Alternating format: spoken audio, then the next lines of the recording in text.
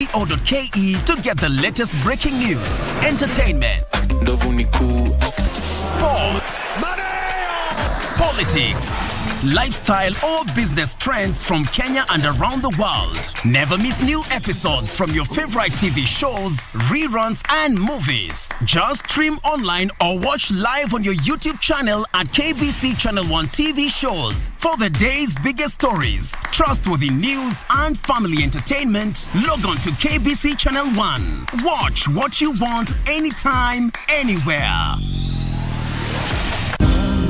Divididos por una sombra de traición. It's you that I love, and I love you with all of my heart. I only love you and nobody else. And I think that's what's most important right now. You're going to separate when I say so, and only then. And you know what? I want you to stop getting me in trouble with your son, Julio. What do you want? Why did you come? Because I wanted to stop you from committing bigamy. What? Mariela is the most wonderful woman I've ever met in my life. Does that answer your question? Look, don't mess this up for us too. Not only have you abandoned your family, now you're turning your back? Lying heart. Fue sembrando el veneno y la ambición.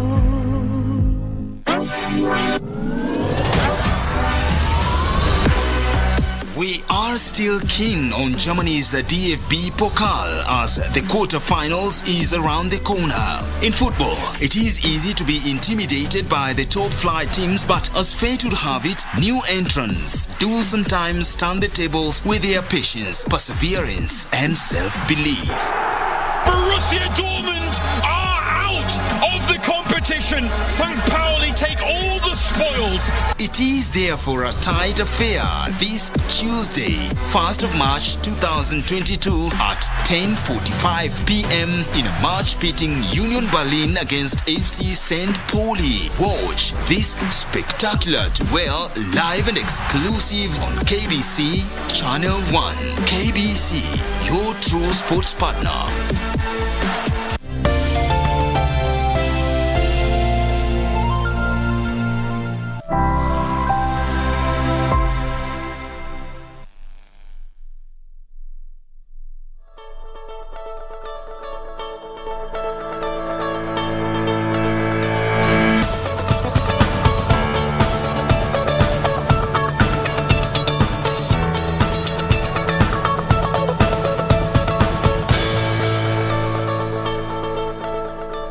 Very good morning to you and welcome to the program. This is Good Morning Kenya. I am Jane Mamboy. We trust you've had a pleasant weekend and you are ready to get started with this week as we also get to mark the last day of this month. We have a fantastic show lined up for you as always. And as we do it every Monday, we get to focus on matters concerning family, and that is what we shall do today, and specifically narrowing in on personalities, and specifically farther in, we'll be looking at narcissists in marriage. A very sensitive conversation right there, and we welcome you to be part of it as we journey through the program. Welcome once again. Of course, I don't do this alone. Team iko tayari. Tuanze na Mr. Victor Olo right here. Good morning, Vic. It sounds quite unique when somebody calls me Mr. Umezoea kuitwa baba. Vicky, Victor, Vic, Olo, ama niaje Buddha. Oh yeah. Oya. You know, all those. But nonetheless, that's how we do it here. Good morning. It was a heavy weekend packed with a lot of politics playing across the city. The city was painted different colors, and of course that's how it's going to be in the next 5 months to come. The president spoke, and most of the time he was Nito boy, Nito boy. Little boy, little boy. We will be discussing that one later on in the program. We have got Tabitha Ogutu, we have got Wakili Ken Amondi, as well as Dr. Richard Bosire, who will be joining me just for us to discuss what's happening. But that deal to be signed today between Wiper Party and the Azimio la Umoja has been cancelled. Reasons we'll be discussing again later on in the program. My name is Victor Lo. Karibu. Doreen? Well, and a beautiful Monday morning to you. Kama kawaida, we always appreciate you for making time. And this Monday morning on the roads, you go all the way to the coastal region. Yes, our focus will be in Mombasa County. And this is just to track the progress of that bridge that was commissioned by the President mid last year. We're talking about the Makupa Bridge, formerly known as Makupa Causeway, expected to shape how Mombasa City, Mombasa County is going to look like. As of July last year, it was about 4% complete. So how is it coming along? And remember, what was also mentioned is that when that construction process was to begin, it was supposed to displace around 400 families. So what has the state done as it pertains to those families, and how far has it reached, and how is all of this affecting and impacting traffic altogether? That is what we'll be focusing on this Monday morning. Many thanks for making time. I'm Doreen Arange Okelu. Regina. Good morning indeed. The last day of February 2022. We're glad to be alive and glad that you made time to be with us. You're watching KBC Channel 1, as my colleagues mentioned there, and this is Good Morning Kenya. We have updates on news that have been making headlines in the last 24 hours, as well as a fleshed out, analysis, so to speak, when they say when politicians sneeze, investors catch a cold. And once investors do, then the economy at large gets that particular cold. What am I talking about? It's the level of uncertainty when it comes to investments during the political season. We have details of that, with experts saying that, you see, the political tensions are running high right now. It's very uncertain, so investors are adopting a wait and see in as far as investments are concerned. And actually, to quote one of them, is that campaign podiums are loud, but investors are struggling to understand what kind of policies the political parties and contestants are talking about. Remember, this is also open to your feedback in regards to where we are in matters politics, as well as matters, of national importance, including our very own security, where 8 people lost their lives in Kerio Valley and tensions remain high. Among the dead are 2 pupils. These updates are going to be coming up in not too long as we focus on In the Headlines. We are open to your feedback. You can get us on KBC Channel 1 on Twitter, and my Twitter handle is @RayManyara. So many questions have been asked in regard to what is happening in Ukraine and Russia now ahead of the talks that are set to be held at the border. Is that reports are coming in is that on Sunday, armed forces of Ukraine released footage showing the destruction of an armory by a drone, and Ukraine said it had carried out this particular attack against Russian Buk on surface-to-air missile systems. In as far as developments are concerned, is the EU has announced that it intends to shut down the airspace for Russian-owned, registered or controlled aircrafts. This is as far as the EU, and this is the president speaking there, that is Ursula von der Leyen, who said that that is what they are doing as the EU as tensions remain high in that particular war. We take a quick breather. When you're back, we're going to be speaking Matters News. To keep it right here.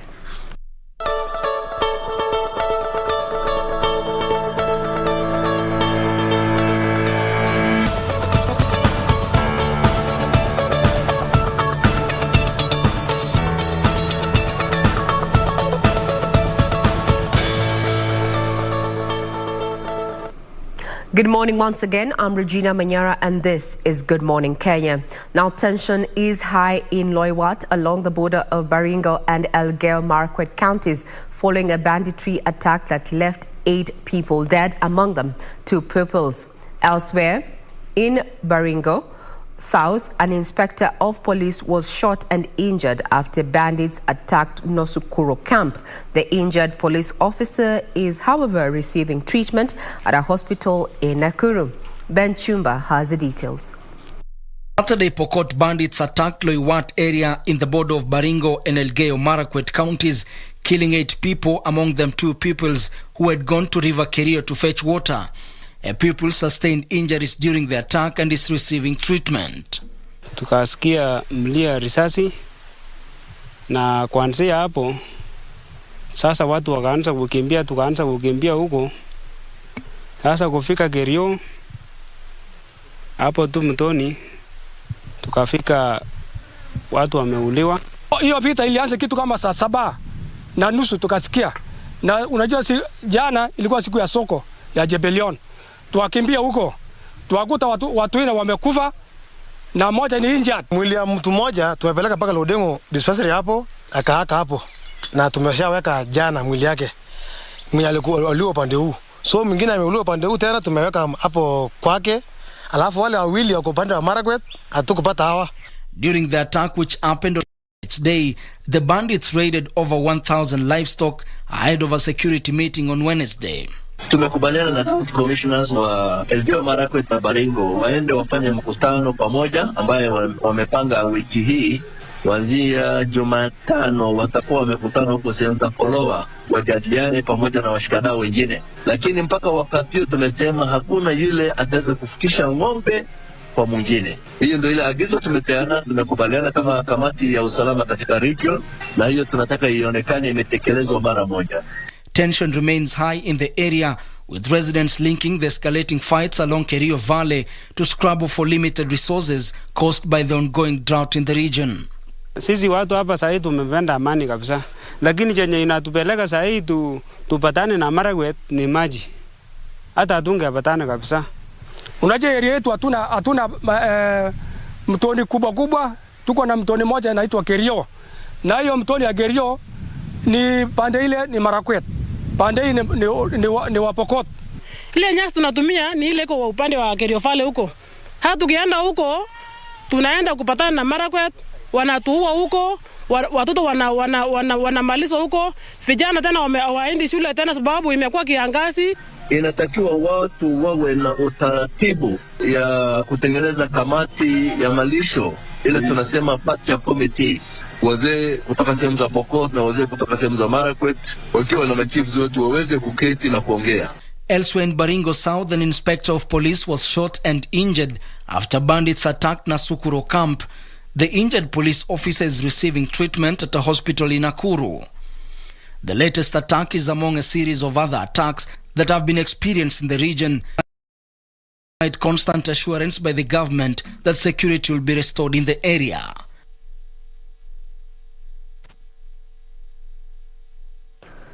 We will be keeping tabs on any developments in regard to that matter. Just to reiterate that among those who were killed were 2 children aged between 12 and 15 while they were herding cattle, and they were caught in the crossfire. And as far as trying to arrest that particular situation is that medical personnel have been told to stop treating persons with gunshot wounds or other injuries before reporting them to the police. Now we cross over to matters politics, where the entry of Wiper leader Kalonzo Musyoka into Azimio la Umoja appears to have raised political jitters in the coalition owing to the demands made by the One Kenya Alliance. Just a day to the Jubilee and ODM National Delegates Conventions, Kalonzo announced that their One Kenya Alliance would be joining Azimio, but maintained that OKA would field their own presidential candidate. Gladys Mungai looks at the intricate matters, ahead of the signing of the coalition agreement on OKA joining Azimio.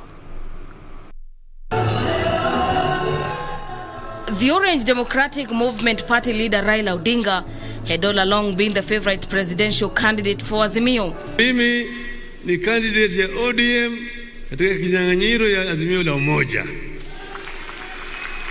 Na mimi niko uwanjani. Si mimi niko tayari? Si mimi niko tayari? In an apparent acknowledgement of this fact, 6 political parties signed an agreement with Jubilee at KICC to negotiate on their behalf with ODM in the Azimio coalition. What we are looking to do is to create a movement that delivers Kenya safely across the Rubicon to the other side. On the other side of town, Wiper leader Kalonzo Musyoka was also affirming the One Kenya Alliance's resolve to finally join Azimio, but without relinquishing the quest for presidency. We are open to the formation of a grand coalition to be known as Azimio One Kenya Alliance. OKA principals will on Monday, the 28th February 2022, officially sign the coalition agreement as an affirmation of our commitment to seeing a just, inclusive, and prosperous nation. Thereafter, we shall deposit the coalition agreement with the registrar of political parties. Wao kama OKA wako tayari kwa mazungumzo na mambo yatakuwa sawa. The move may jolt the Azimio coalition drafters as regard to the terms under which they'll accommodate the new partner. Sisi katika One Kenya Alliance tutawapatia kiongozi. Na kila nyumba wako na jogo yao, si ndio? Wenyu muko nao. Kwetu tuko nao. Sisi kama wana OKA. What is important, ukituona sisi tuko hapa, ndio kwamba tumekubali that those who we can do business with are here. Na mimi nashukuru wenzetu wa OKA ambao ni Wiper, ambao ni KANU na Jirongo. Jirongo yako saa ingine si inaitwaje? Jirongo, yeah? Na Naki ya Martha Karua, si ndio? Na wamesema wanataka kuungana with us as like-minded people, yeah? Na vile tunasema, hata kama wanasema pia wako na candidate, sisi wa Kenya ndio tutaamua kati ya wao wote. Haja ni tutoke na mtu mmoja ambaye atatuunganisha sisi wo. Sunday's Kamukunji Azimio rally was also called off to pave way for high engagements ahead of the formalization of the agreement signing on Monday. Kalonzo had until recently been reluctant to working with ODM leader Raila Odinga, insisting on going all the way to the ballot for presidency, but attended the Jubilee National Delegates Conference that backed Raila's bid for presidency. It even took us time to accept the name Azimio One Kenya Alliance. But we have to give and take. And I said, why are people blaming me, coming up with incredible headlines at the indecisive kingmaker? As politicians grapple with this coalition-making intrigues, they have until March 26th deadline to deposit their coalition agreements with the register of political parties.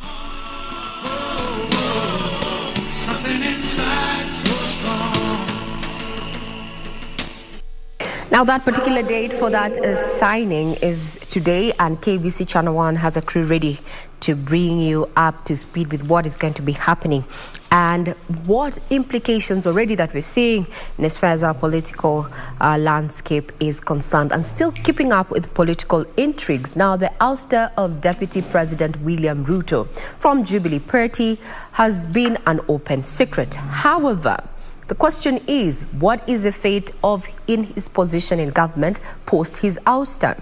Jubilee Party loyalists are divided about the import of impeaching him as a second in command, while his allies are, however, defiant, claiming that the move will not hurt his chances.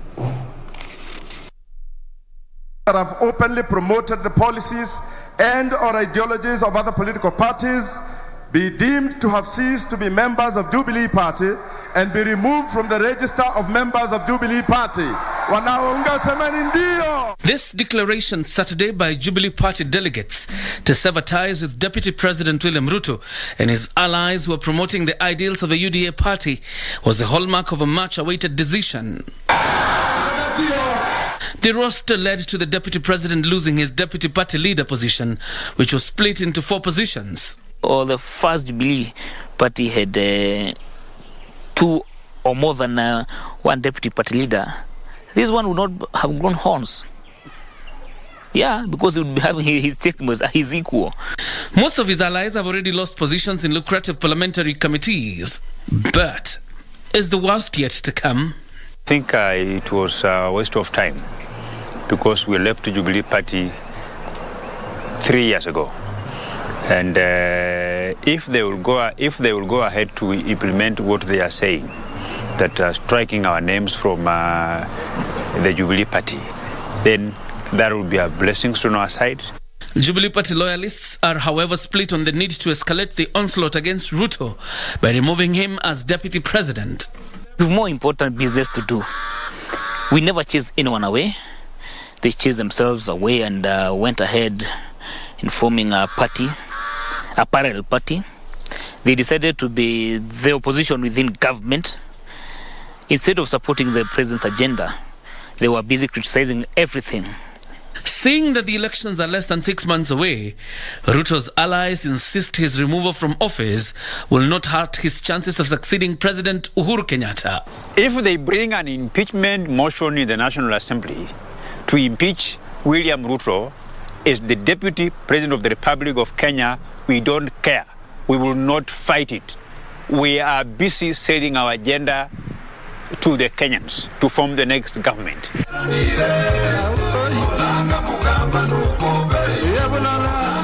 We'll be having that candid conversation with Victor not too long to just look at a political matrix there with the oust of Deputy President from Jubilee Party. Then what next? Will this affect his campaign for the top seat come August the 9th? Now, still keeping up with politics is our stakeholders in the media sector have underscored the need to safeguard the safety of journalists in the run-up to the 2022 general election. According to the Association of Media Women in Kenya Executive Director Jody Kaberia, journalists face a myriad of security threats on the campaign trail, with female journalists being more at risk. Sentiments echoed by Media Council of Kenya officer in charge of media training and development, Victor Bwire, who warned that stern action will be taken against any politician who interferes with the work of journalists. As political activities continue to gain momentum in the country ahead of the 2022 general election, stakeholders in the media sector are calling for measures to be put in place to safeguard the safety of journalists. Speaking in Machakos County during a 3-day capacity building workshop for female journalists on safety during elections, Association of Media Women in Kenya Executive Director Judy Kaberia announced plans for a coordinated approach of safeguarding the safety of journalists. We meet the journalists, we train them, because sometimes, or not sometimes, all the times, security first begins with an individual. But at the same time, we also want to reach out to the editors. We also hope to reach out to the media owners for them to execute the decisions, or to execute, or even at least hear what the journalists are saying the field is like, because a lot of times they don't see what is happening.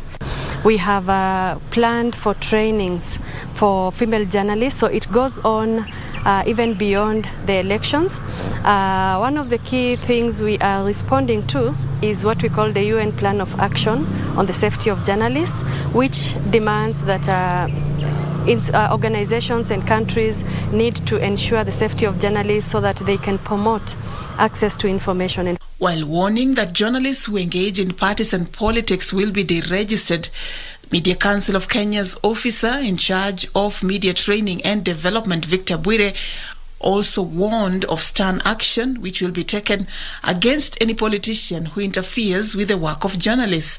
Kuna wanasiasa fulani ama mirengo ya wanasiasa ama political parties ambao hawapatii waandishi wa habari nafasi ya kufanya kazi yao vile inatakikana. Wengine wamekuwa wakiwazomea, wengine wanawasukuma, wengine wanawakataza kuwapatia habari ama ile tu physical kuweza kuwadhulumu. Na ile baraza la vyombo vya habari lilionelea kwamba hii tatizo imeanza kuwa kubwa, na vile uchaguzi inakuja, unaona parties nyingi zinafanya primaries na nini, ikabidi baraza la vyombo vya habari liweze kuongea na wadau katika media, tuweze kuweka mawazo yetu pamoja, ni vipi tutaweka mikakati ya kuweza kuwa protect na kuensure kwamba waandishi wanafanya kazi katika mazingira ambayo ni mazuri. Meanwhile, Ruiru Member of Parliament Simon Kingara has hinted at plans to ditch the Jubilee Party. Speaking at St. Francis of Assisi Catholic Church in Ruiru, Kiambu County, the legislator, who hopes to defend his seat in the upcoming polls, also called for political tolerance ahead of the 2022 general election. Ombi langu ni wanasiasa wote na wafuasi wao waweze kudumisha amani na demokrasia idumu, ndio amani nayo ipate mwanya, kwa sababu bila demokrasia basi kutakuwa changamoto kubwa sana kuwa na amani. Ni vizuri kama vile kiongozi wa nchi alielekeza, watu waende kwa chama zile wanaona zinaweza kujimundu kwao, hasa kisiasa, ndio waweze kupata viti vyao. Former Member of Parliament Esther Kadhogo and nominated Senator Isaac Mwaura are among those who have expressed their intent to succeed Kingara. Now to matters food security, where residents of Marsabit are receiving relief aid in the face of the ongoing adverse effects of the drought due to the depressed rains in the region. Now it is estimated that residents of North Hor, Dukana and Laisamis sub-counties alone have lost over 80,000 heads of cattle due to the drought and storm that hit the region in January, with vulnerable groups staring at possible starvation. Marsabit is one of the counties in Kenya that have suffered the effects of perennial drought. It is estimated that over 120,000 people have been affected, with the situation largely associated with depressed or failed rainfall in 2018 and 2019. Vulnerable groups such as lactating mothers, the elderly and people living with disability are worst affected. Kama mimi ni blind person, sioni chochote na sijui mahali ya kwenda kuomba, na wakina mama wengine ni viwete wanakaa ndani ya manyumba, wanaumia katika hali hii ya ukamwe, na wengine ni maskini, hali hoya, hakuna hata mbuzi moja ama ng'ombe moja. Those who are breastfeeding, mothers who are lactating, they are mostly affected. Pregnant mothers are mostly affected. Old age people are also mostly affected. Most of them are even unable to walk. Unajua hata mimi ninanyonyesha mtoto. Kama haikuli mnyonyesha nini? Hakuna kitu, si ndio? Nikisimama katika ndani mimi manyata, hakuna kitu, mbuzi kidogo tena natembea namna hii. Sina kosa hata kitu kukula. Ile utapiamlo ambayo imeripotiwa katika kaunti yetu ya kwamba watoto ambao wako chini ya umri wa miaka 5, wakina mama ambao ni wajawazito ama wamezaa pia wako katika ile hali ambayo sio nzuri sana.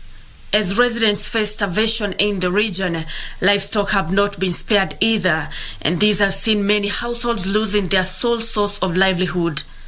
Na juzi pia vile mvua ilinyesha na watu hawakutarajia, ilinyesha mvua mingi kwa muda mfupi, ilileta storm, hewa mbaya, na mali nyingi zilikufa. Zaidi ya 80,000 zilikufa hapa North Hor. Nasikia kwa manyata wengine wamepoteza mbuzi kama 20,000 pale pengine, wengine nasema ng'ombe karibu 35,000, pale nyingine imekwisha, ngamia ndio hiyo, hata punda imeanza kufa.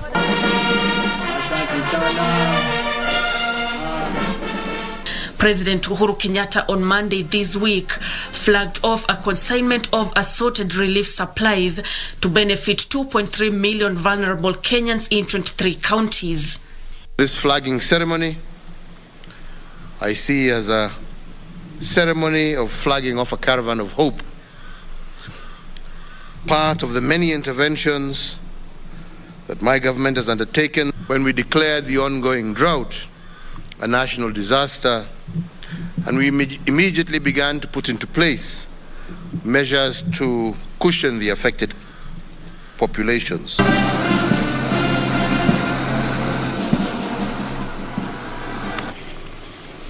We'll be keeping tabs on the effects of the raging drought. Now we cross over to matters of legislation and equalization, so to speak, where the Director of Public Prosecution, Nadine Haji, is calling for creation of a department within the Teachers Service Commission to deal with affirmative action for teachers in regions that have difficulties and find solutions to facilitate access to education.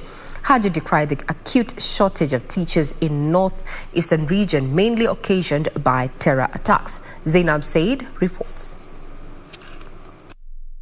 Urged NGOs to be in the forefront in championing peace during this electioneering period. We also went to appeal to all our politicians, all our leaders, wherever they are, as they go around the country selling their policies, selling the manifestos of their parties, to ensure that they sell policies that will help the country move forward and policies that will make sure we champion the interests of the people. Elsewhere, candidates and exam stakeholders in the Coast region have been assured of adequate security during this year's Kenya Certificate of Primary Education and Kenya Certificate of Secondary Education examinations. Coast Regional Commissioner John Elungata said no effort will be spared to get rid of exam irregularities. Tuna wanajeshi, tuko pamoja katika hiyo kamati ya usalama ya kuhakikisha kwamba mtihani unafika. Containers zinalindwa. Ufunguo uko na watu wawili, huyo ni DCC ama yule mkuu wa wilaya na pia mkuu wa elimu katika wilaya ama kaunti ndogo. Meanwhile, hundreds of learners in Homa Bay County have staged a peaceful march in the street of Oyugi's town to create awareness on teenage pregnancies that are on the rise in the region. This follows a report that indicates close to a third of adolescent girls aged between 15 and 19 years in Homa Bay County are mothers. What I'm going to put in place is to reach out to the people and again to work hard besides on the support to the girl child, because actually it's really bad when we were challenged that we are number 2 in the country in terms of early pregnancy.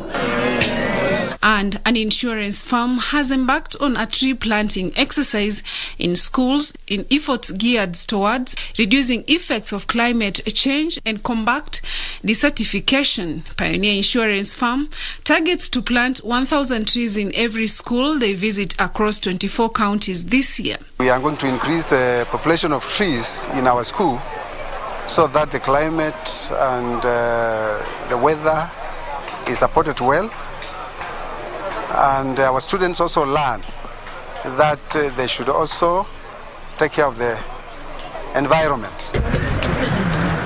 Finally, in a bid to ensure increase in consumption and creation of local content, the Kenya Film Commission, in collaboration with Lari constituency, have started a film hub to be used by content creators in the region. Already 100 youths have been taught how to script, write and shoot short movies.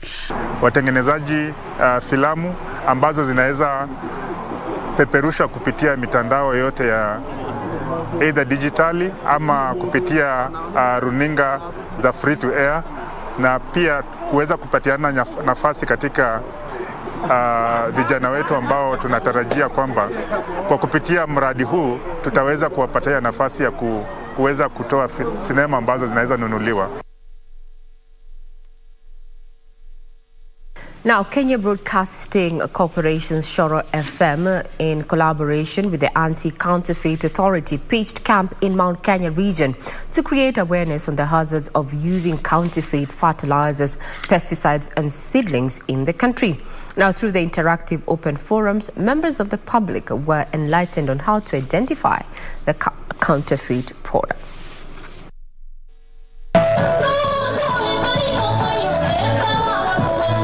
During the roadshow in the Mount Kenya region, Anti-Counterfeit Authority Acting CEO Frida Kaberia called on Kenyans to be wary of counterfeit agro inputs as they are a threat to health and safety. We have seen a lot of counterfeit products coming in form of fertilizer, pesticides, other things like seeds.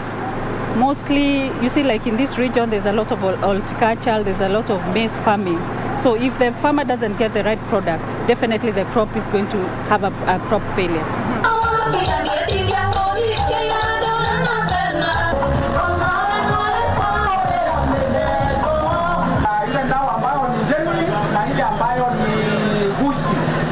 The residents took the chance to learn, be alert, avoid and distinguish between fake and genuine agricultural farm inputs when practicing farming.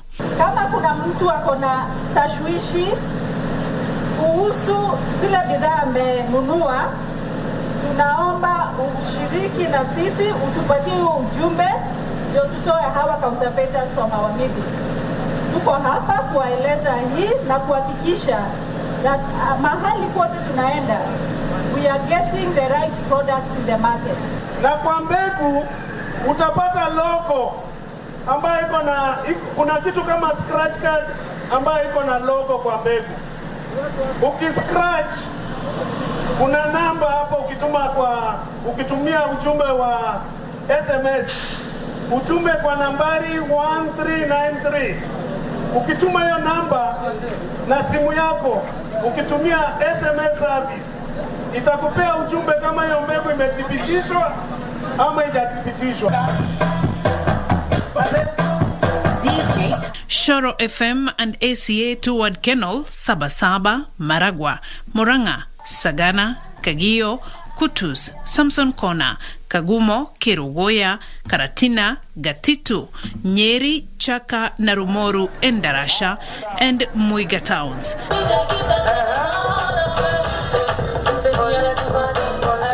Shoro FM has a vast audience in Mount Kenya region, and many listeners seized the opportunity to interact with their favorite presenters and take part in the awareness campaign.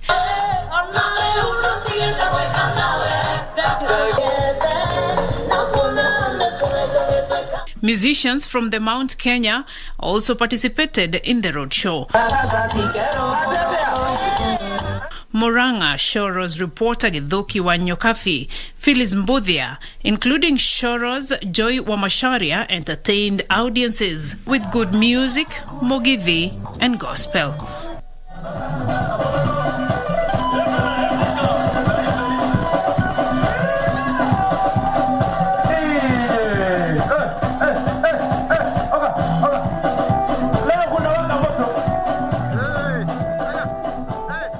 Use of counterfeited fertilizers and seedlings are among challenges that are stifling production in the agri-value chain, including the lack of information of products that are legitimately out there, as well as lack of extension services there.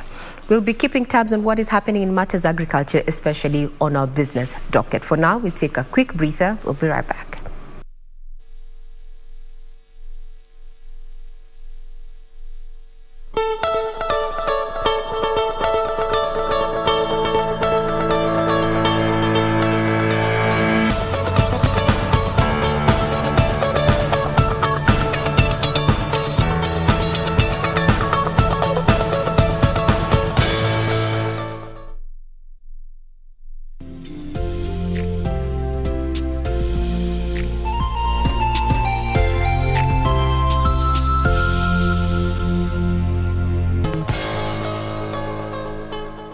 This week on Good Morning Kenya.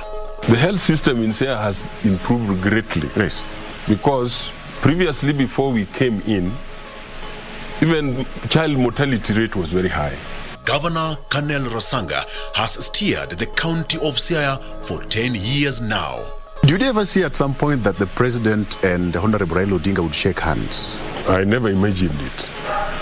What is his opinion on national politics? The way Uhuru has now come to support Raila for presidency, that is a very big mark. That is like rubbing out tribalism completely from in this country. Join me this Wednesday on The Viewpoint at 7:30 a.m. on Good Morning Kenya, only on KBC Channel 1.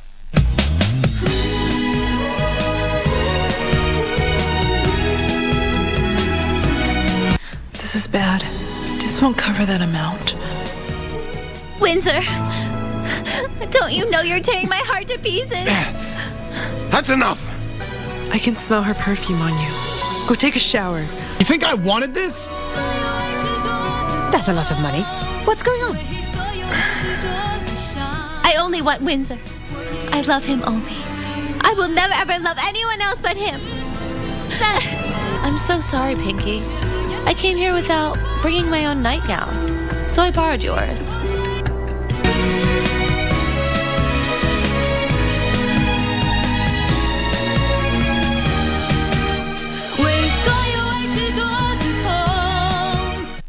To all our prospective candidates, are you an aspiring candidate in the upcoming general elections? Do you want your agenda and manifesto to reach your voters effectively?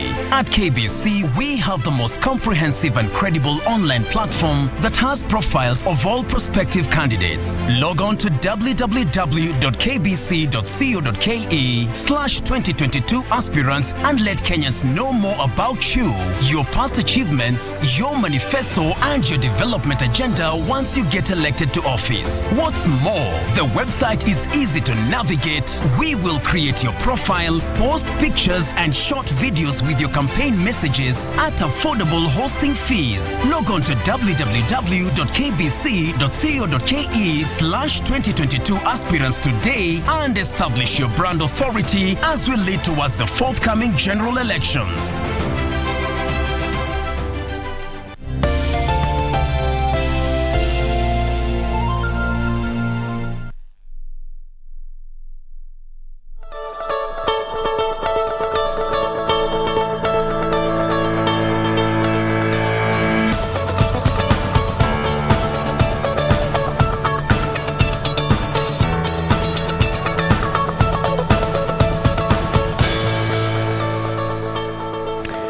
And straight on to the headlines, what we have on the front pages of our local dailies. With me, I have the Star newspaper. On the front page, Uhuru, Grandmaster of 2022 succession. Uhuru, Grandmaster of 2022 succession. Kenyatta has put together a powerful political machine of more than a dozen parties. The president is raising his stakes for a power deal with Azimio la Umoja. That is what's on the front page of the Star newspaper there. Again, on the front page, I thought I would never see my family. That's according to a convicted tout. More details shortly. And Parliament to pay tickets for MPs on Ruto's 10-day tour of UK, US and Qatar. Details again shortly. Again, on the front page of the Star, Kalonzo's new tough terms for deal with Raila's Azimio. Let me give you details on what that story is all about here. Now, part of the Kalonzo's tough terms for Raila deal ahead of the August poll is the coalition-to-coalition agreement, but not as single parties. So at the center of his demands is a coalition-to-coalition deal as opposed to single-party agreement as fronted by Raila team. Raila's wing has been jittery of the coalition-to-coalition agreement, resulting into a deadlock in the high-level negotiations to reunite the former National Super Alliance duo.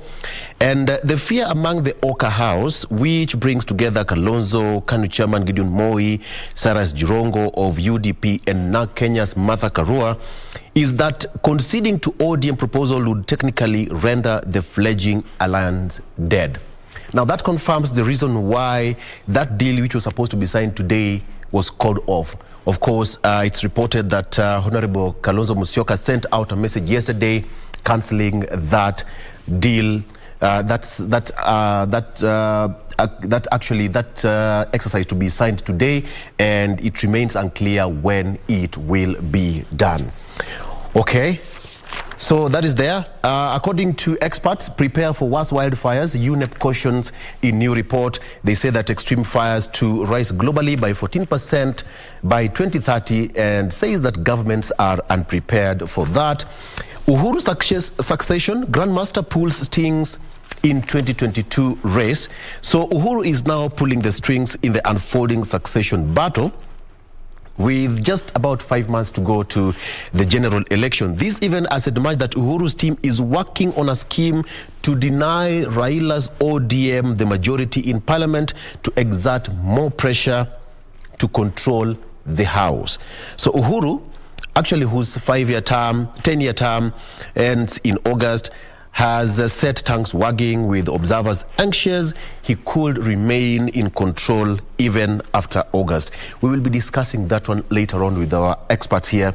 And so far, Uhuru's grand coalition set for talks with Azimio. We have got several parties who've already joined. We have got Jubilee Party, we have got KANU, United Democratic Movement, we have, that is UDM, Kenya Union of Parties, and etc., joining Azimio la Umoja. And of course, word has it that they are going, each and every political party, as of Saturday, agreed that they will be fronting individual presidential candidates. Thereafter, they will have to come up with a single candidate as Azimio la Umoja to battle it out with the Deputy President, William Ruto.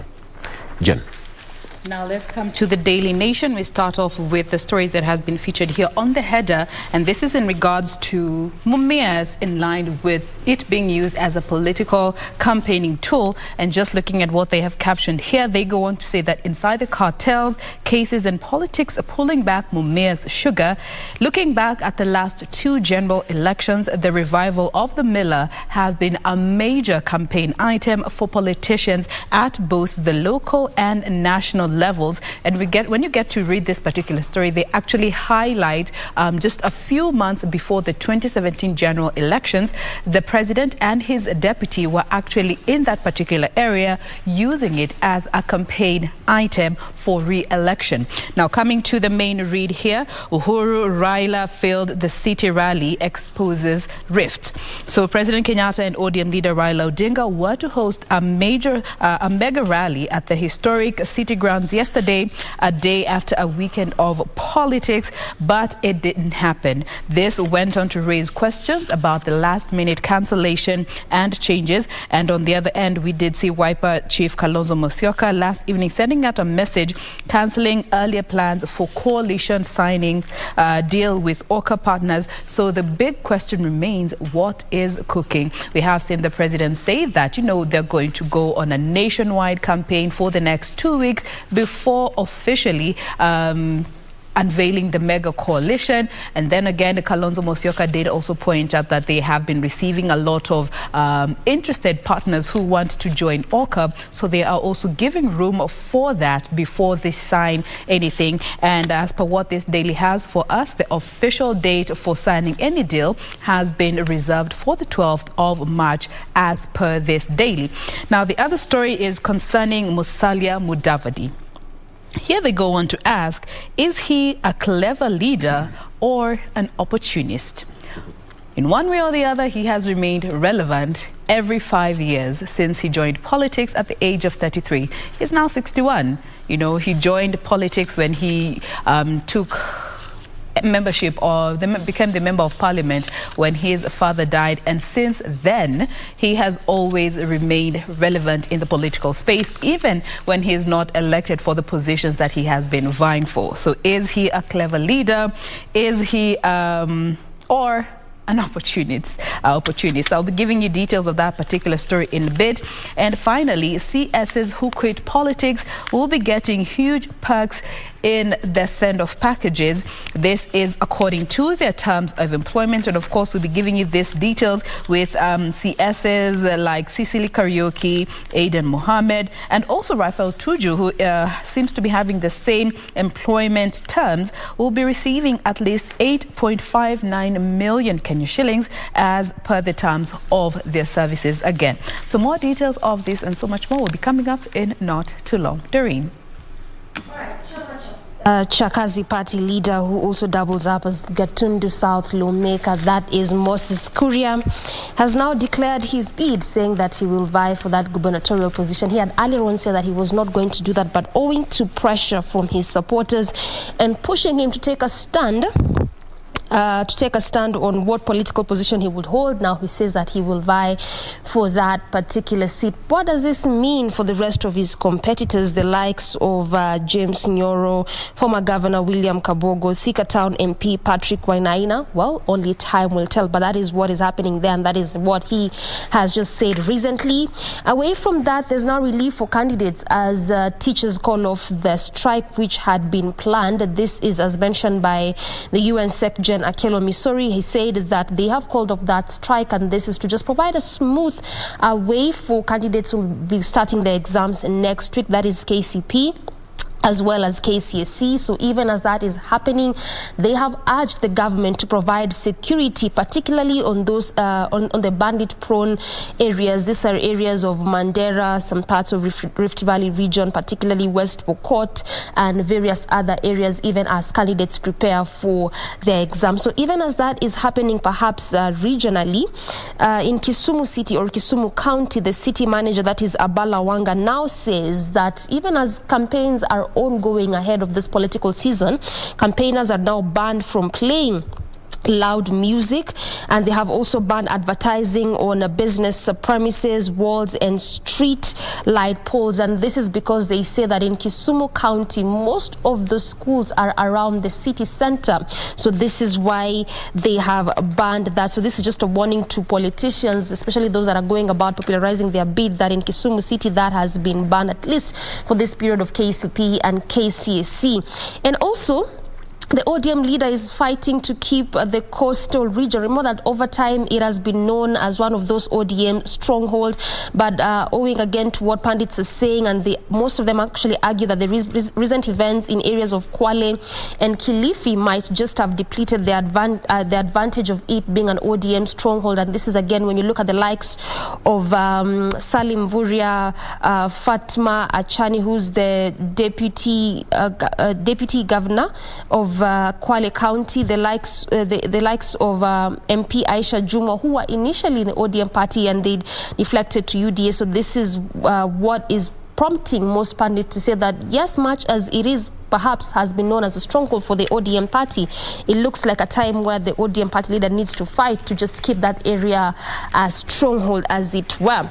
And lastly, Kenya gets funding from health systems. This is 64 billion, which is said to support the health services in Kenya as well as other African countries. And again, this is just from that particular recent research that shows mostly when it comes to most African countries, and particularly the entire continent, when it comes to issues of infrastructure, workforce, including trained professionals, Africa tends to lack that. And in line with WHO, this is why the European Investment Bank has pledged to support Kenya and particularly most African countries that gets to face a lot of these issues concerning health, just to see how best they can help their health systems. Regina. According to this daily, the stories that have taken precedence, and this is a copy of the Standard being the 28th of February 22, it's all about matters of politics. And let's start local, where parties are in a fight for seats as Azimio grows. Remember, the cancellation of that, proposed signing that was to happen today has been held off for a later date. And now the question is the complex numbers for Raila. Why? In as far as the outfits that are backing Raila's presidency and they have their own coalitions, and indeed Azimio has become a formidable campaign machine, but it has also opened new rivalries over posts. Now let us look at the constitution of Azimio. As far as this particular daily is concerned, we have Oka, Sawa, ODM and Jubilee. Now Sawa is Mohisa Kitui's where he's put together 17 parties, and they too want to join Raila's big house. We have Oka Alliance, 4 parties that were to sign an MOU today. We'll keep tabs and find out when this is going to be happen. We have a proposed date of March 12th, but we'll wait and see what is going to happen. And their aim is also to join as one anchor partner. Then we have ODM, which is the anchor party, and it expects to produce the presidential candidate, but will the others get that opportunity? Big question there. As we talk about matters politics with Victor in not too long, this is going to be put into perspective. Then we have Jubilee, which is Uhuru's party and is backed by 10 smaller outfits and are all seeking room in Azimio. Now, the big question as we talk about matters of politics, in as far as, this is Raila's big week after such a weekend. So Raila's journey to State House got a major boost when he was endorsed by both Jubilee parties and also won the backing of President Uhuru Kenyatta. He awaits the support for Oka, whose leaders have said they want to join Azimio. Mula Umoja movement. Then also in 2 weeks, Azimio is expected to pick him as its presidential flag bearer. And from there, the big question is, will he have to overcome the current deputy president and, UDA's presumptive candidates? Those are the questions around, the political matrix surrounding Raila Odinga there and Azimio La Umoja. Talking about Deputy President William Ruto and UDA's presumptive, candidate, so to speak. Ruto and Mudavadi yesterday jetted off to the US and UK. And according to the Kenya Kwanza campaign secretariat, Ruto and Mudavadi will be meeting up with the US policy makers and Kenyans in the diaspora, and also give talks in the US and UK. That's just a sneak peek of what is happening in the political scene. And also there's an article there that has talked about the 5-year cycle when it comes to our elections. Every time we have elections, especially the general elections, these investors tend to take an uncertain stand when it comes to long-term investments, waiting to see what these political contenders have in stock for the economy, what policies will stay, which priorities will be given, which sectors will be given priority. So this is a 2-page pullout just looking at the election crystal ball and why it is splitting investors with some coming out to say, and this is according to Gershon Ikera, who is an economist, saying it is going to be it's going to set a very uncertain period, and it will affect us for almost 6 months after the election as people wait to see what kind of policies are coming up, what level of stability we are going to have, and what are some of the programs, for example, which sectors will be given priority. So every election year and the one after, investors are averse into pumping money into the economy, and thus affecting the economy. Now, after the 2017 polls, Kenya was ranked as having the second worst business environment globally, and it eased after the handshake. So, in as far as you're speaking, politics is also going to play, it's playing a key role in as far as our economy is concerned. Remember, we are trying to jumpstart some of the sectors owing to the COVID-19 situation. That is just a quick summary of what has taken precedence in this particular daily, and also a highlight about what we're going to be seeing next week. And this is a moment of truth as KCP and KCC beckons. The date is the 7th of March. Then also 8 persons killed in Kerio Valley. Among the dead, among the 8 are 2 people. So tension continues rising in that area. Matters of banditry attacks at a time when medics have been advised not to treat any gunshot wound without reporting to the police. Across borders, I know you are in the know in regard to matters of Russia.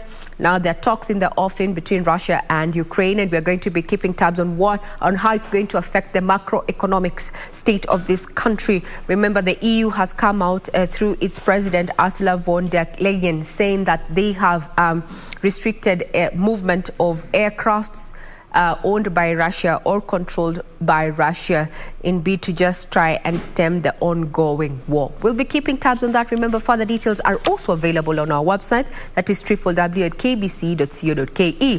For now, we take you to the road, and when we're back, we're going to be looking at the political matrix of the country as is, following what we saw happen over the weekend with Victor.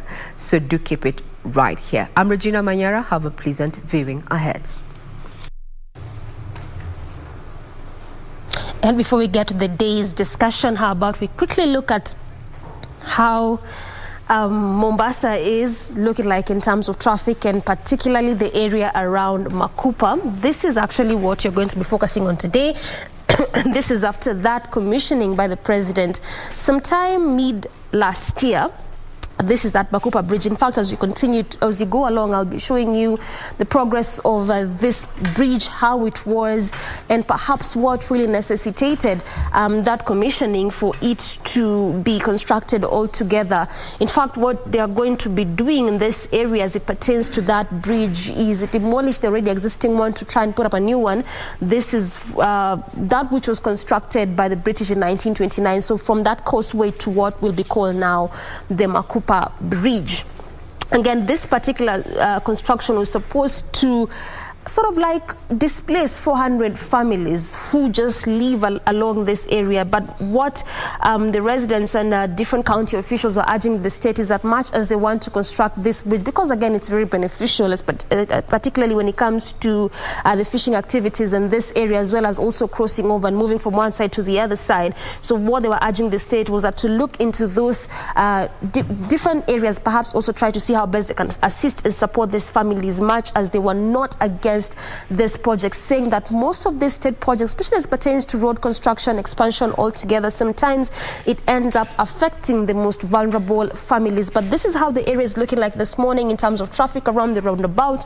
Again, one of those busy roundabouts, obviously because it gets to branch off to various roads, and most of them being major as well as slip roads. But right now, this is how it is looking like. This is in Mombasa County. This is the Makupa roundabout. Not so bad at all, moving at a very swift pace, just on some sections here and there where there's a bit of a traffic, but altogether manageable kind of traffic that continues up till the other side of Lumumba Road or Lumumba Drive. This is as you branch off from the major roundabout, as well as on the other section of Mombasa Road, still in Mombasa County, again as you branch off from the major Makupa roundabout, just like what you would be expecting to be seeing here in Nairobi, again around major roundabouts, where you'd be expecting to be spotting heavy kind of traffic because of obvious reasons. They either get to branch off to major roads, could be slip roads, could be minor roads. So this is how this particular one is looking like. However, things are changing here a bit, just here and there, bit by bit, but still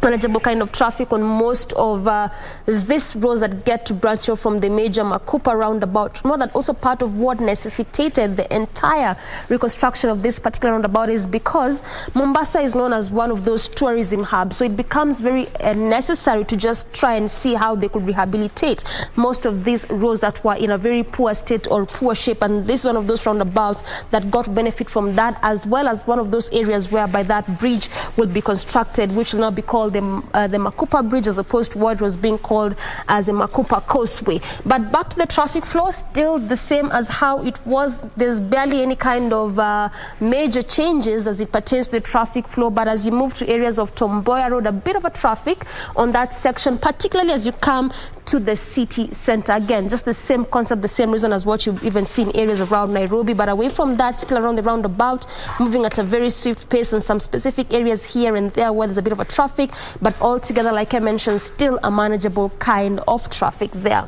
That is how it is looking like in that section. Remember that, again, just like most roads, that will also be a key road and an area of focus up until we see that entire construction process is complete. They also mentioned that that is expected to be done by April of this year. Around June, July of last year, it was around 4% in terms of construction, and that is expected to end by April of this year and opened up to the public. But that is how it is looking like at exactly 30 minutes past 7 a.m. Time for that short break. We'll return with plenty more of Good Morning Kenya. Stay with us.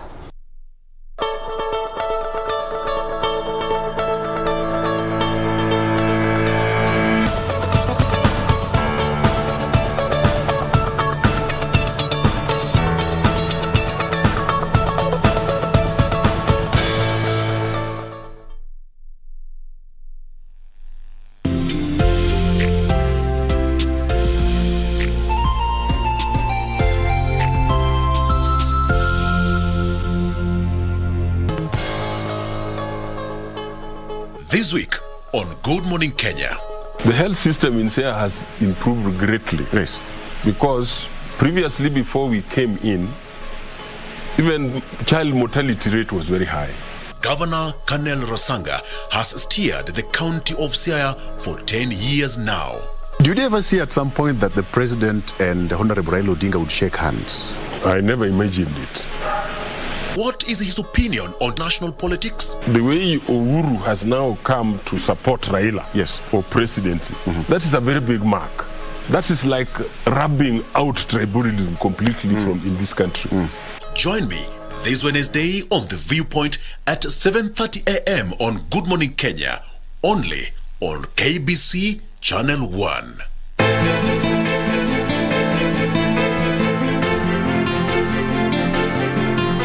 Ndio maana mimi mkeo niko hapa. Kwa hivyo fanya nilivyokuambia. Anayepeana uhai ni Mwenyezi Mungu, sio wewe. Una uhakika? Jana mbona hukurudi nyumbani? Nilikusubiri usiku mzima, sijalala mimi. Huyu mtoto ni wa Kate, sio wako Zari.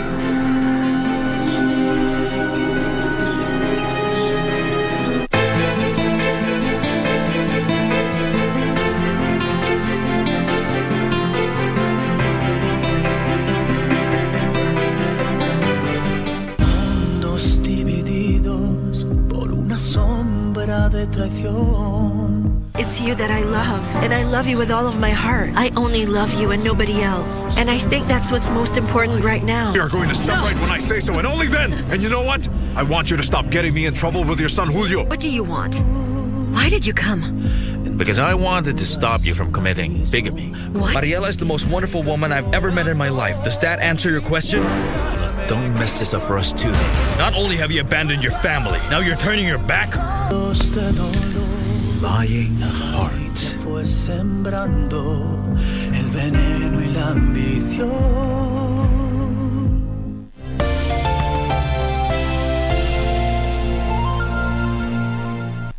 Keep abreast of the developments live from the National Assembly and the Senate. Honourable members of Parliament. The questions. When is the construction expected to commence? The motions. Beg to give notice of the following motion. The debate. Will as many as want to be to say aye. The statements. A statement on an issue of general topical concern. The petitions. Order number 4, petitions. Stay tuned to KBC Channel 1 and Radio Taifa for live proceedings from both houses of parliament from Tuesday to Thursday. Live, uncensored, unedited. KBC, your national broadcaster.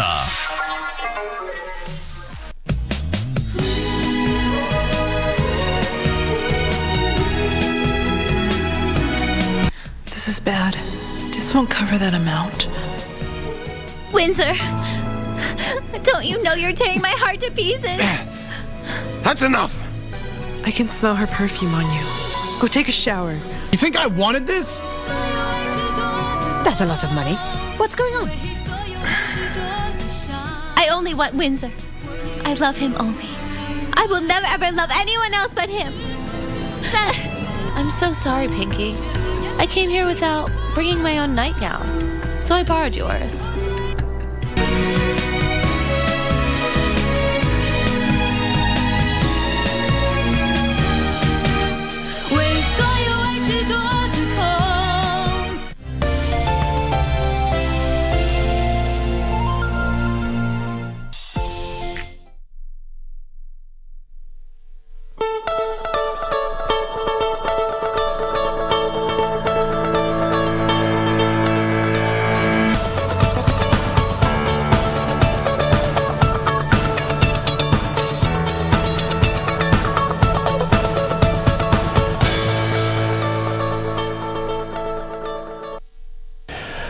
Welcome back. Now let's take a look at what happened over the weekend. It was fully charged weekend, so politically speaking, and a lot happened, and we should expect more in the coming weeks with just about 5 months to the general election.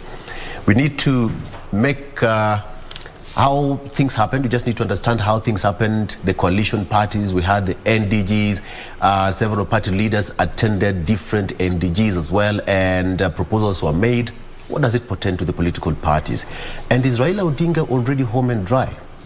We'll need to discuss that with our analyst here. I have got Wakili Ken Amondi, who is an advocate of the High Court, joining me in studio, as well as Tabitha Gutu. He's a political analyst, but with a lot of interest in governance as well.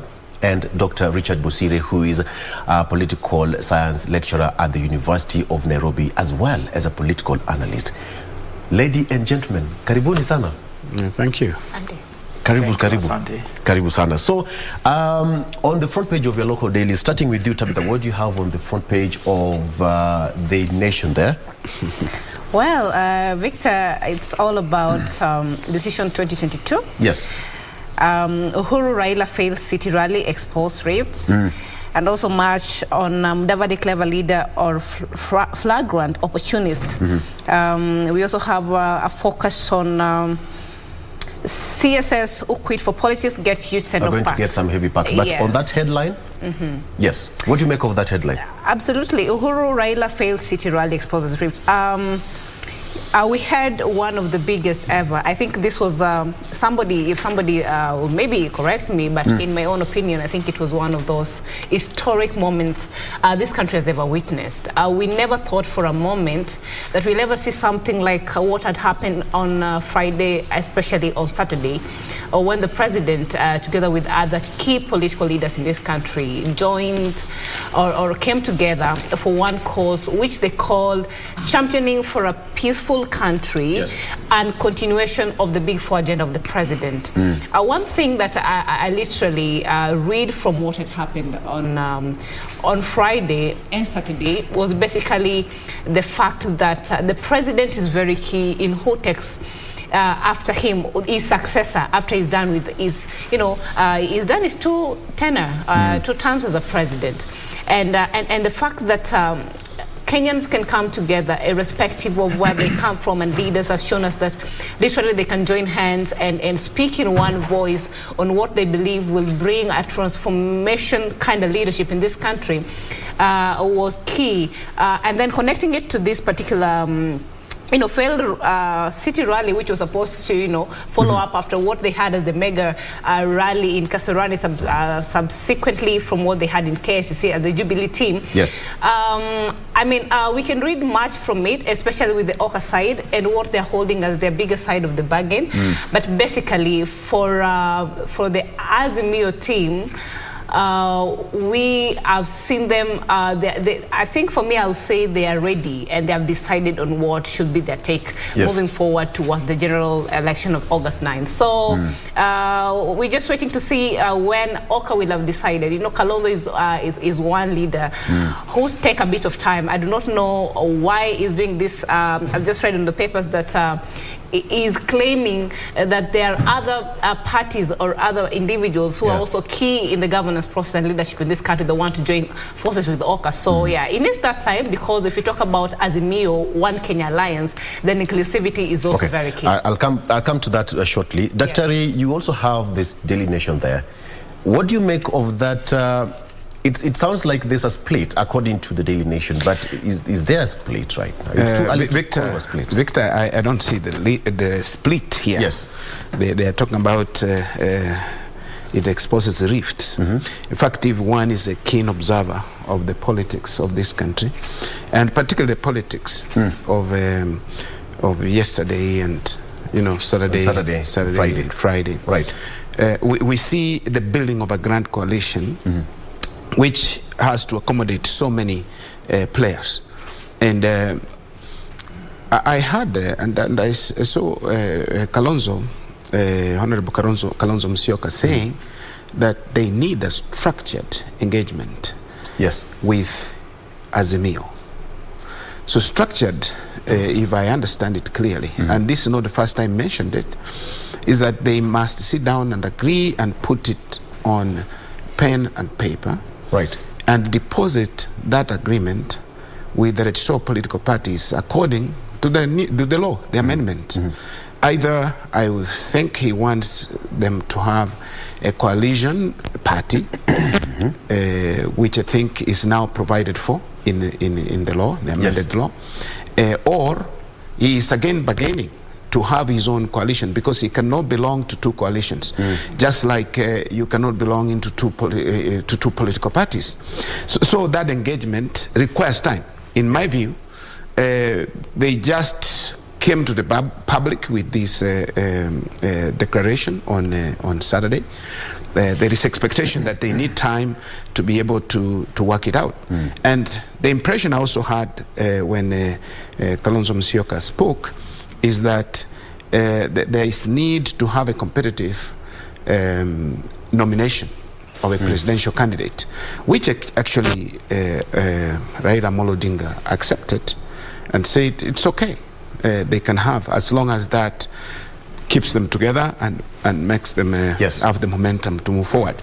So the rally itself, I think they couldn't have gone to the rally as if they had concluded, but they had decided to go on with the other rallies as perhaps their parties work out, or their two coalitions work out a framework upon which the two are going to work together. So I don't see rifts that have been exposed. In fact, when I read the story, I didn't see real rifts. How do you arrive at a conclusion that there are rifts when people have just declared we're going to work together and they're working out a framework, and they could not proceed to that grand rally before they agree, which I think makes sense. And I saw body language from Kalonzo that he does not want to just throw his weight behind or full support behind Raila Odinga, and that he is the kind of kingmaker. He's going to pull strings. Although I saw some headlines on Saturday that Kalonzo exposes his true colors, I don't know whether his true colors, what his true colors are. We'll get into details about Honorable Kalonzo, but Wakili, it's too early to call for a rift. in the coalition. We just saw a different kind of grand coalition in the making. We had the president attending his NDG, ODM leader also attending the NDG, and then later on, all of them came as a team to attend and make sure that Honorable Raila Odinga got that kind of support that they wanted. But, so to speak, it should be so early to call for a rift here. It was just like 2 days ago. Yes, Victor, I think it's too early to call this a rift. Yes. However, we really have to understand and bear in mind that given the history that we've had in the running of coalitions, yes, the aspect of signing coalition agreements is a thing that involves a lot of nitty-gritties. And also bear in mind that the philosophy behind the amendment to the Political Parties Act, yes, was basically what transpired in the last coalition, and especially the NASA coalition. Yeah. So that one would therefore expect Kalonzo Musyoka to, take his time before the signing of any coalition agreement, as it were. However, of course, there are certain issues that would also arise. For example, you see, ordinarily it was taken for granted that the Azimio la Umoja movement, which was ultimately to transform into, the Azimio coalition party, would have Raila Odinga as its presidential aspirant. Probably, I mean, that's something that was taken for granted. So that then when Oka comes in with the aspect of some competitive nomination, transparent nomination of the presidential aspirant, then, certain heat comes into play. Of course, we also have to bear in mind that the events of Saturday, Friday, and the events of Friday and Saturday, yes, as it were, other than the fact that it was obvious for quite some time that President Uhuru Kenyatta would back Raila Odinga, but the fact that the president has now come out full blaring, and it would seem we are not talking of a person who will, cede ground politically, yes, but we have a person who is keen to play a strong role in the, the country's political scene. I think, to me, that is the major thing that came out during the weekend, and that, of course, would also be a cause of worry to the deputy president, because we would really, because that would then mean that the president would be keen to, as it were, to secure all the parliamentary seats within his backyard, so that then within the coalition that would then be formed, the Azimio coalition would have a say, probably by having majority in terms of numbers in parliament. So that going forward, I really expect us to, as it were, have some heated political, interesting political moments. Perhaps, okay, just to bring in Tabitha, so we can say that it's all done, sealed, and dusted as of Saturday. Well, as we can see, it's a conversation, or it's a coalition that is open to more engagement. It's not signed deal yet. So until it gets to that stage where now all the parties involved, Oka is the biggest headache at the moment, because Oka is a coalition and a coalition cannot join to form in a coalition. So we literally want to see what Oka is going to bring forth, and if at all, as it will be coming to the Azimio One Kenya Alliance, and the president has suggested it to be, then it's going to come in as a party or as a what. So these are some of the conversations that we are waiting to see at the moment. But I think at the part of Jubilee and ODM, PNU, and the likes of the parties, we can say the deal is sealed in their parts because we have not seen them, coming to the public and telling us that at the moment they still are thinking of other ways, or they want to incorporate other few things here and there. So one of the most awaited things to be seen is the bit of Oka. But generally, as a country, I think the Saturday was the climax of the Jubilee and the ODM NDCs, and it was so important for us as a country. Number one, we look at where we have come from in the political histories, where we've had a lot of, I would say, a rivalry and competition. Some of them were very unhealthy between our politicians. But then when you look at the president himself, Honorable Uhuru Kenyatta, and the ODM party leader, or the former prime minister, Honorable Raila Amolo Odinga, coming together, and even Honorable Gideon Moi and the likes coming together, and standing to talk about one thing. They say that they will not want to have. I remember Honorable Gideon Moi saying on Saturday that what he had experienced during the time that ODM was in the opposition is something that he'll not want to witness again, especially with the violence that comes after every electioneering period in this country. So maybe this particular mega rally is one of the things that are going to contribute. You remember in the BBI, they were discussing about us having, solving the perennial electioneering. After every election, we always have wars and conflicts. And we always, yes. So maybe this is one of the things that is going to solve this particular issue. Actually, it needed a solution. And I strongly believe that the Azimio One Kenya Alliance is going to bring this forth, because now we are trying to sit down and sing. Because, Victor, the reason why Kenyans have fought time and time again is because they felt that they were not included in the table, especially in the key leadership positions in this country. So when we have the Azimio One Kenya Alliance, and I literally, like what Professor said, we'll want that other leaders to be given opportunity. If they want some structuring in their own party so that they can join in the Azimio, then let's have one caravan. But then is it possible to have two coalitions from the same camp? We cannot have two coalitions. Because I think that's where the bone of contention is. Then maybe, okay, Honorable Kalonzo Musyoka has always been seen as an individual who one time can support you, one time he can say that, but he can quickly change. We saw him in one of the interviews, in one of the media sessions, he was saying that he cannot fathom himself ever supporting Raila Odinga for another presidency, a third presidency in this year's election.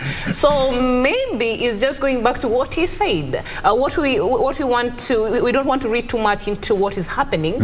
Literally, what we want to see is how they're going to solve that in their particular place. Because if you look at it, I know Honorable Kalonzo Musyoka can bring a lot of numbers from the Ukambani side. That is very important for us to have. But remember also, Ukambani leaders have also realized that he has been trying to control the region, but then sometimes it becomes difficult when you want to come to a table and want to present some of your things and also want to be included in governance. So they have also, you have seen Alfred Mutua, Honorable Charity Ngilu, Kivuda Kibwana coming together also and telling the people of the other part of the country that actually they need to join the Azimio caravan. They also equally, they bring in a huge number of following, because these are governors of very big counties.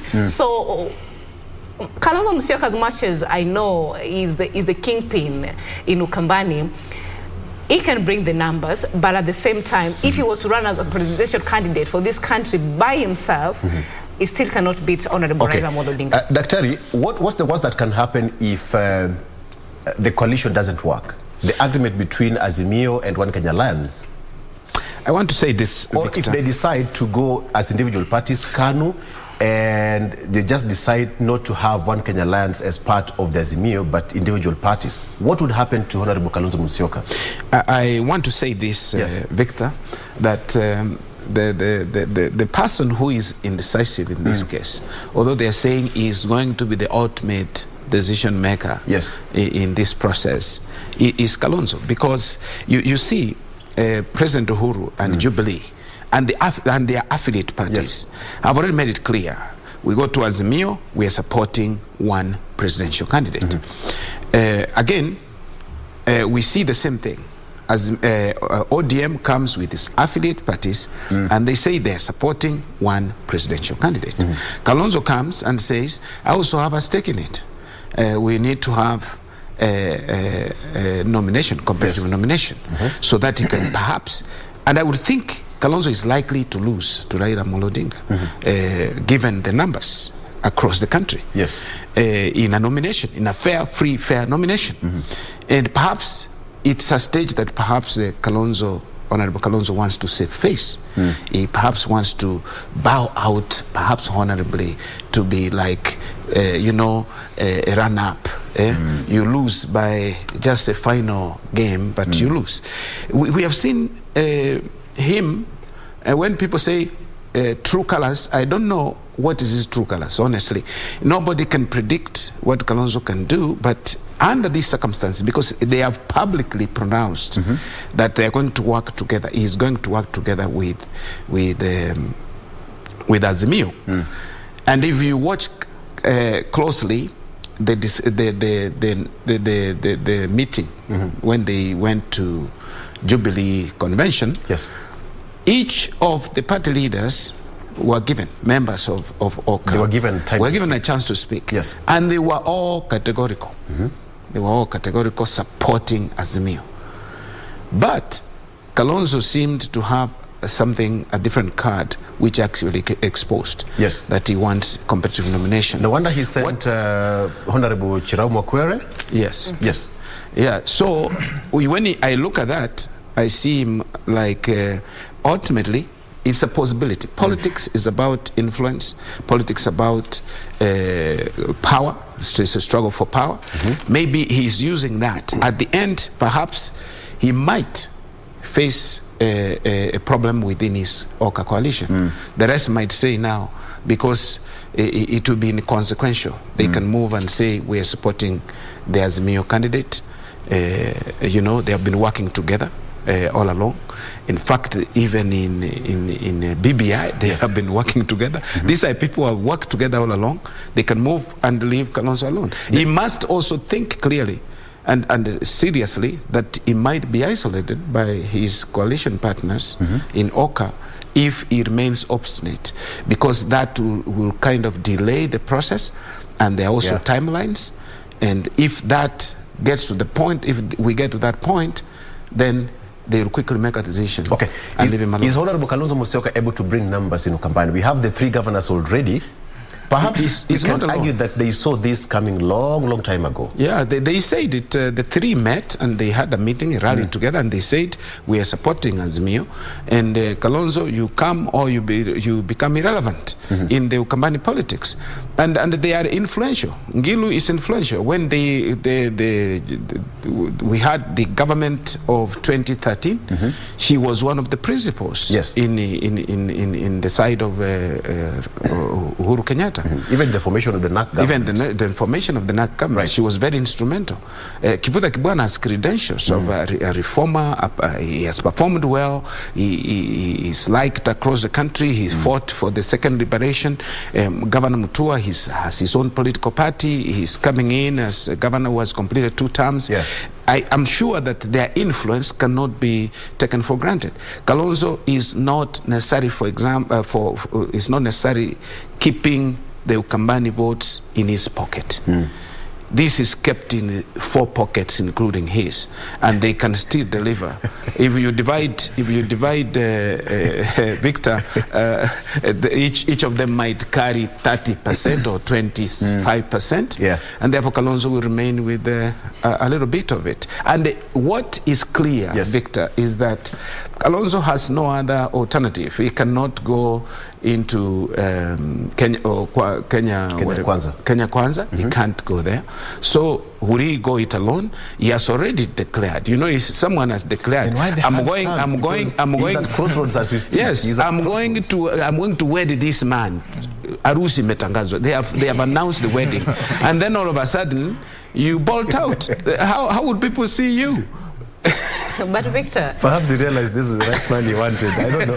But Victor, maybe this explains why Mudavadi... maybe this time I'll say Mudavadi is a brilliant leader. I will tip on that. Or he sees far. Mudavadi had seen the dilemma that beheld him if he would have still held on to Oka. Because you see, as it stands, it's about Kalonzo Musyoka. Yes. It looks as somebody who is self-centered. It's not about you others. It's about me and what I think I want as my ambitions. And so this is something I think Mudavadi had seen as far as you can imagine. Okay. And I'm so happy also that Gideon Moi had also seen this, and you saw that he aligned towards Azimio as early as possible. And he appeared, he was given a chance to speak. And you see even Kanu now, and he declared, actually I was just putting his words into context, what he said, that we cannot afford to be part of opposition with ODM again. He is either in or out. But as it stands, he declared his stand, and he said him is in Azimio because we do not want a divided country. So Mudavadi on this, I think I give him some credit this time round. He had seen far. Okay, let's take a break. They say that at the right time everything else will make sense. So the way you're trying to bring it, Tabitha, is like, okay, could there be a problem which was realized in the One Kenya Alliance? Because they had that push and pull. They could not agree whether they are going to sign an agreement, they are going to sign the deed of agreement, Wakili, deed of agreement. It never happened. They did not even register it as they were planning to do it. So yeah, you okay, all right. I have it. Okay, so let's take a break and let's come back with more. We are going to take a look at how the president was. Some people would say the president was super happy over the weekend. Nitoboy, Minister Toboy. We'll do that after this break.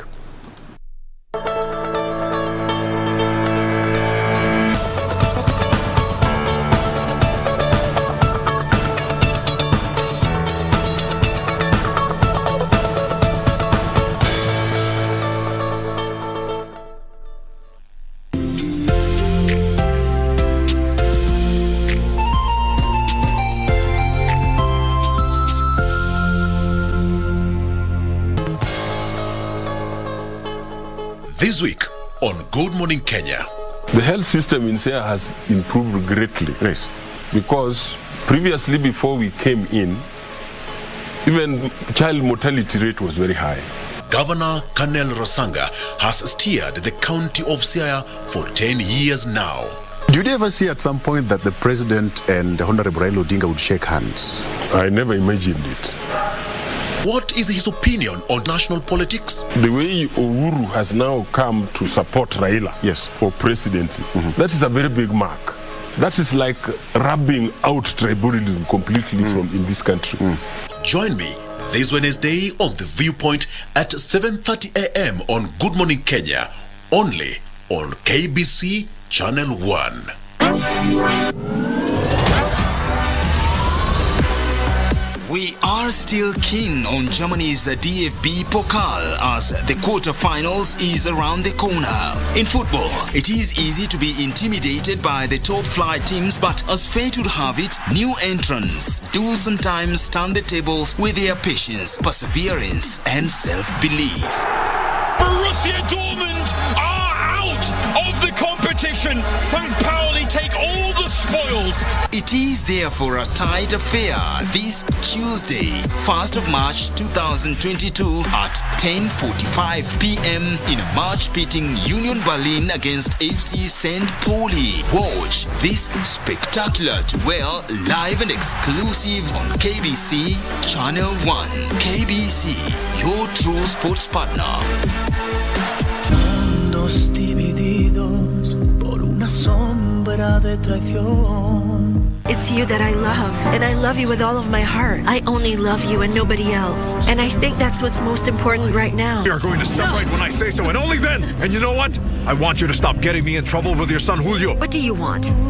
Why did you come? Because I wanted to stop you from committing bigamy. What? Mariela is the most wonderful woman I've ever met in my life. Does that answer your question? Look, don't mess this up for us too.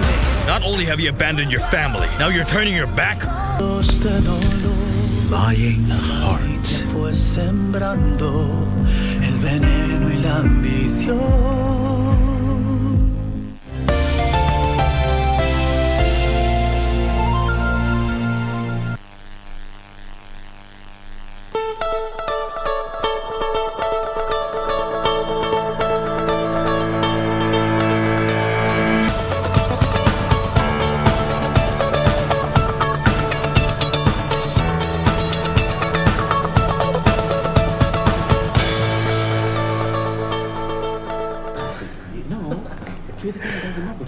And welcome back.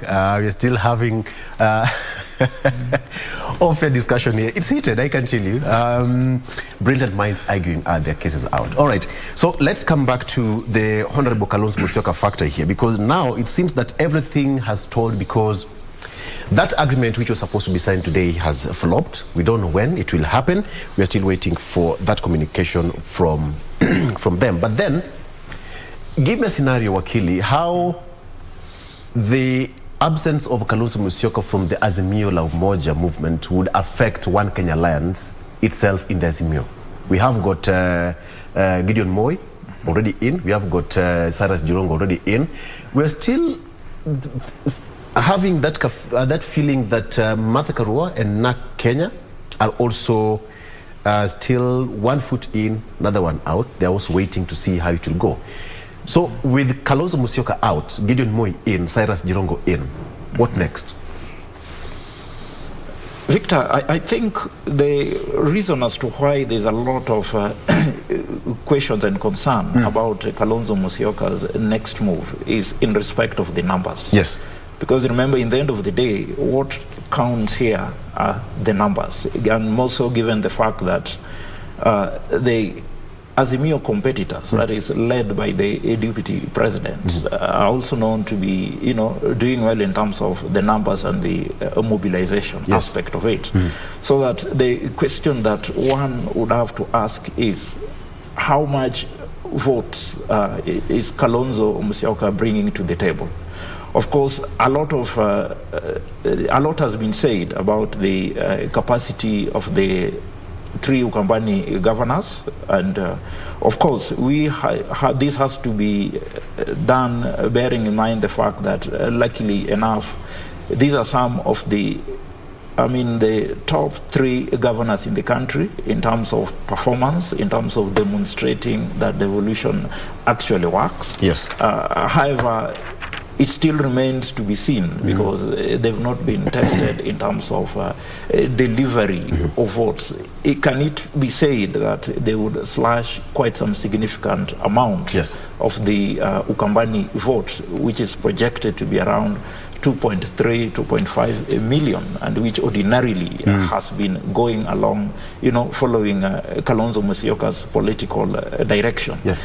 And this also has to be taken in the context that in the event, because if Kalonzo is not in Azimio, then he has two options. One would be to forge ahead under the Oka banner as a presidential aspirant. Of course, one would not expect him to win, but then we may find ourselves in a scenario where we might then be forced to... It will be a struggle because members of the One Kenya Alliance have already moved to Azimio and have really said they're going to support Azimio. But remember, what I'm saying, Victor, is in the end of the day, it's about who has the numbers. Yes. So that in the entity, the coalition called Oka, fine, we have Gideon Moi, but you and I know that based on the way our politics runs, Gideon may not really bring so much in terms of numbers. And of course, that would also be said of the other Oka principles, so that the main guy in Oka in terms of numbers is Kalonzo Musyoka. So that in the event that this gentleman, and we have to interrogate it in terms of those two options, how will it affect the Azimio? If he goes it alone, he would be number 3, but would it be such that it would then force us to go into a runoff? The other alternative would be Kalonzo Musyoka joining the other coalition that is being fronted by the deputy president, now maybe having, and therefore bolstering that, into making it become a huge behemoth facing Azimio. So those are the options that we now have as a country. However, I tend to think that in the end of the day, what would really count insofar as Kalonzo Musyoka's next move is concerned would be, one, the president, the extent to which the president's hand would play in bringing him into the table, I recall when he addressed the Jubilee conference, yes. you will have noted that he seemed to trust only one person, and actually that's why he was there, the president. So that the question would then be, what is it that he would be negotiating in this Azimio coalition, or Azimio Oka coalition, as it were? Would it be Kalonzo Musyoka for deputy president? Because probably that's the only thing that would be available for him. What would be the consequence of that, given the fact that it had all along been taken for granted that under a Raila presidency, the deputy would come from Mount Kenya region? Would it then be assumed, or can we assume that by virtue of the president coming in as party leader of Jubilee, the Jubilee coalition, would this backyard then trust that by mere fact that he's there and is coming out strongly, then they should feel comfortable, even notwithstanding the fact that the community is not represented within, the top two tier strata of the coalition, contrary to what the position as it would be in Kenya Kwanza, where it seemed to have been taken for granted that someone from Mount Kenya would be the deputy president. So I think these are the mathematics and the dynamics.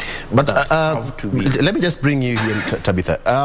We've seen a lot of changes and talks on who is going to be the deputy president, who is going to be the running mate.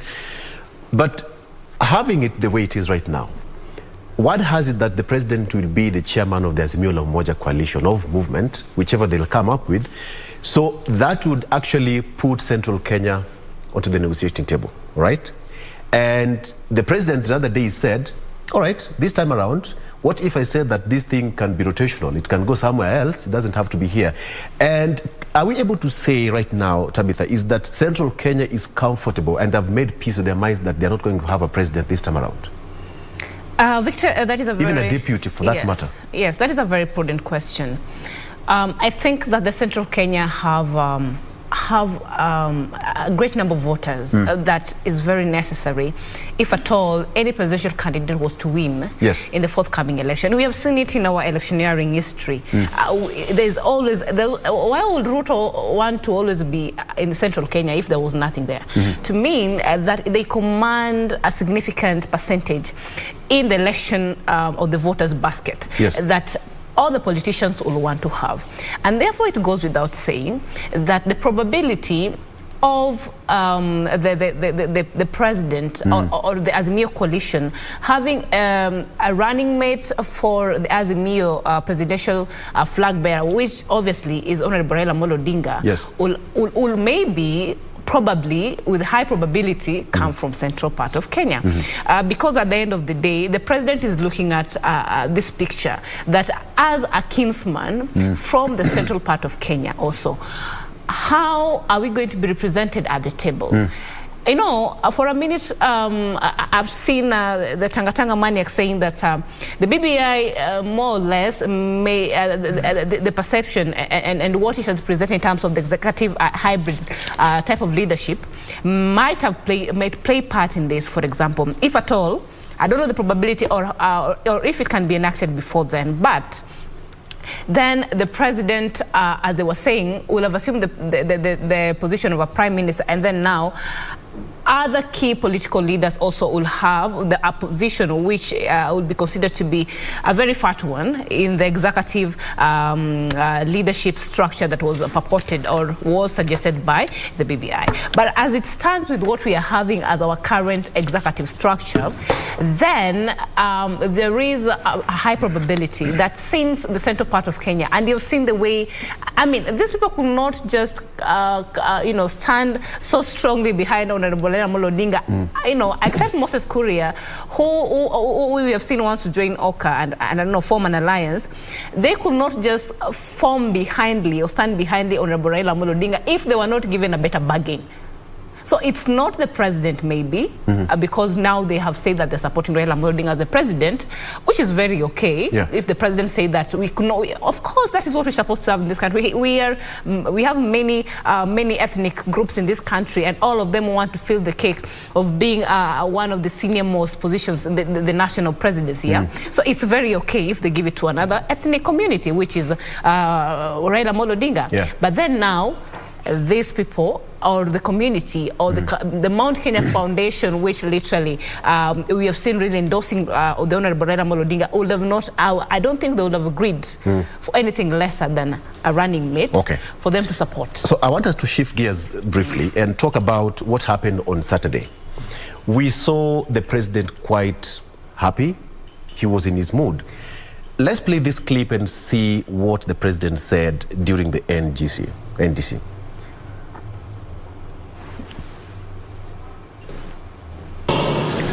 Tulikuwa nao ndani ya serikali ambao tumegawa serikali pamoja na wao, na kwa sababu ati nilishika mkono ya mzee Raila, wakasema kazi yao kutoka siku hiyo ni kupinga yote ambaye serikali inafanya. Leo hii wacha nitoboe ya kwamba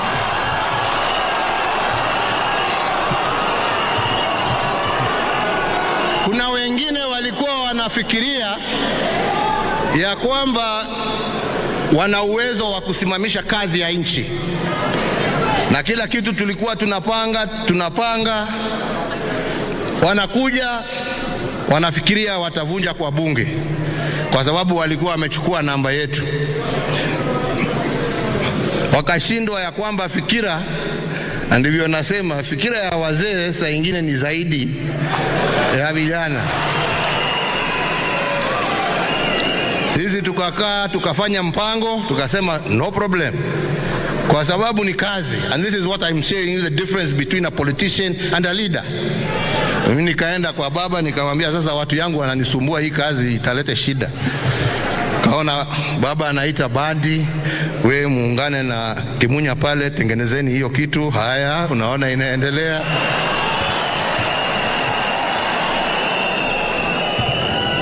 Kuingine wakilete shida ati wanajaribu kuangusha mswada mwingine. Junet ndio huyo, mlango ya mbele anaungana na watu yangu, tunapitisha. Kuingine wanajaribu kusema finance bill haipiti, Gladys Wanga ndio huyo, papa mambo inaingiana.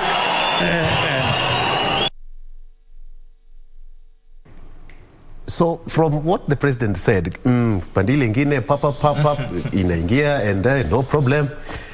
The president looked so happy, Daktari. Yeah, the president, I think, is celebrating the working relationship he has had. Yes.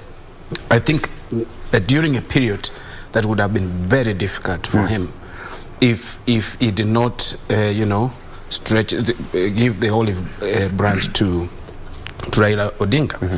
In fact, if we remember, and Kenyans should not forget, 2017, after those elections, there was a clear division in the country. Clear division. President alluded to it. I was saying, like, he's talking about what I've always tried to tell our people, that we should not go to war again in this country. Whatever it takes, we must do it. If it is for peace to prevail, even if it is to shelf my ambitions and let the country be, and I lose, let us go that direction, because the country is greater than the individual. And that is what happened in 2018 with the handshake. And we are in this country, and we saw that when that happened, there were threats from some of the politicians, some of those in government. The DP himself did not hide from this, and they said they had numbers, so they would frustrate the parliamentary business, passing of bills, and all that. But the president is saying that I'm happy that when we had this handshake, I would get support so that government business would continue. And it was very critical that government business continues. You saw the other day when they shut down the selection of the House Business Committee. And it is sad that we are doing things that are really detrimental to the country's progress and country's unity and security and peace and harmony in the country, just because of selfish interest. All politicians have self-interest, and politics is about self-interest, but there's a point one reaches where, like the president has mentioned, that now you are separating leaders from politicians. Politicians will go at it with all force without thinking the consequences it will have on the people, because politics is about also service. You serve the country, you serve the people, you make things better for the populace. Not just because I want to be in a particular position, therefore I must be there at all costs. That's what actually leads people to war, because if it's at all costs, then if I have an arsenal, I'm going to unleash terror on the public. I'm going to bomb people. I'm going to use money to be able to dismantle systems so that I will be able to rule. So it is important, I think, as the president said, he's very happy because he has been able to navigate and reach the point he has reached. Because he talked of the numbers, despite difficulties. Yeah, he talked about the numbers, and perhaps we can argue this way, Dr. briefly. Wakil, we can say that the president is also looking at a position where, in future, should the Azimio la Umoja form the next government, so they'll have the numbers, because the DP is also struggling to get the numbers as much as possible. So with the coalition coming together, they'll have numbers in both houses. Yeah, sure, Victor, because remember, of course, forming the government in terms of having the numbers and winning the presidency is one thing. Sustaining that government is another altogether. It's another. It's so much about having your legislative agenda through. And how do you do that? You must have the numbers in parliament. So I want to honestly believe that's one of the reasons why the president really had to come out, and more so as a leader of the Jubilee party, so that in as much as will be possible, he would then be in a position to marshal the numbers in terms of parliamentarians from his backyard in Central Province. And I would also want to say that in respect of the conduct of the president, the conduct of the president on Friday and Saturday, I see the real Uhuru Kenyatta coming out. As a matter of fact, in the country, as it stands today, amongst the three most prolific campaigners that I know of, I think you have the Prime Minister Raila Odinga, you have the Deputy President, and then there is Uhuru Kenyatta. Of course, from the second term, Uhuru has taken a back seat just to concentrate in what he felt was important, and at times I wish he did that from the beginning of his term in 2013, just to concentrate fully in leadership and take charge of his government. I think he did that in the second term. As a matter of fact, he deliberately put politics aside, and the results are there for everyone else who cares to see.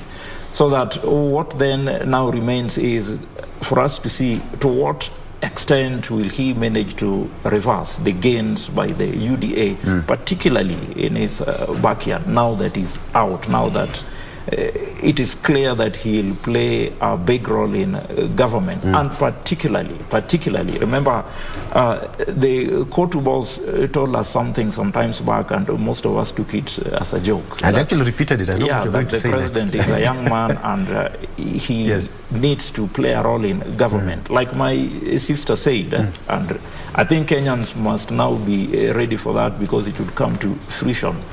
You see, if President, let me not say if, because he is already the leader of the Jubilee Party, assuming he'd also be made the leader of the coalition, the Azimio coalition, and then the Azimio coalition probably has the numbers, then what would be the implication in the event that, the BBI thing goes through, and ultimately assuming Raila Odinga becomes the president, and therefore one who would be keen to implement the BBI agenda, then you see the major role that the president would then play, given that he would be the leader of the majority party in parliament. So that I tend to think that we are yet to see the real president. But then, Tabitha, how important is the president going to be even after retirement? Because the Jubilee Party, people said Jubilee Party is dead, and the president said, kuanzia leo mtajua pa Jubilee Party is not dead and mtajua amjui. Yes, Victor. I think that was a propaganda that the Takatanga, people tried to propagate about. Of course, they'll want Jubilee as dead as the other year or the other day, which is not the truth.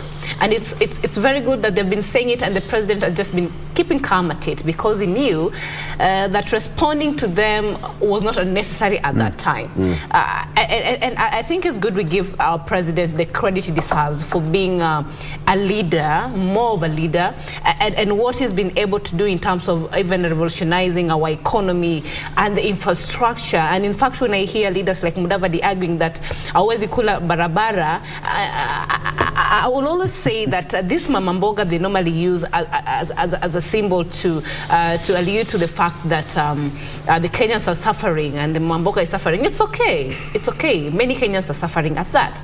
But then, that mama mboga in the market, how will they get their product to the market if there is poor roads?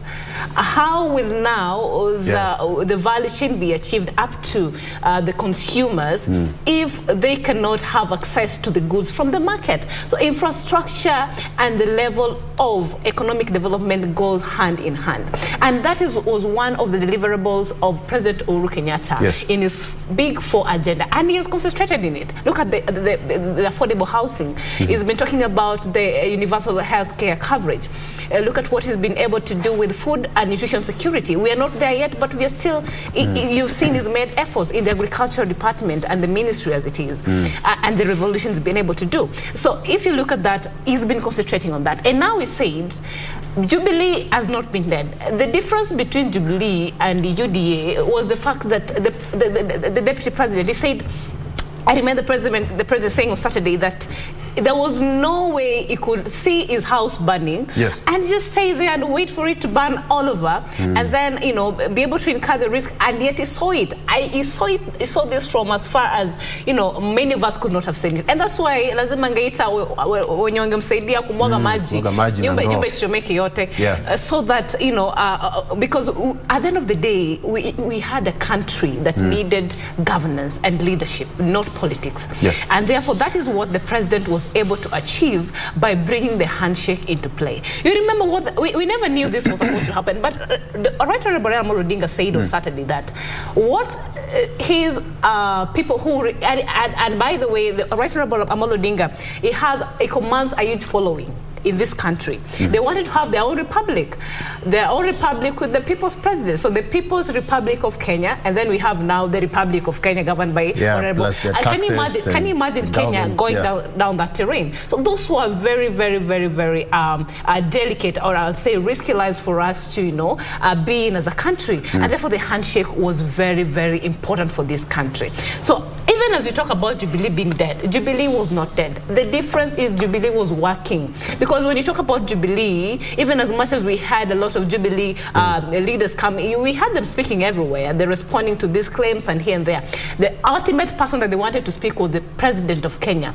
And he said his time was not yet. So now they're saying... So the silence was deliberate? It was deliberate, and it was very important. That was leadership at play. Okay. Yes. I'm still asking you this, Dr. How important will the President be, even after retirement? Much has been mentioned by my colleagues here.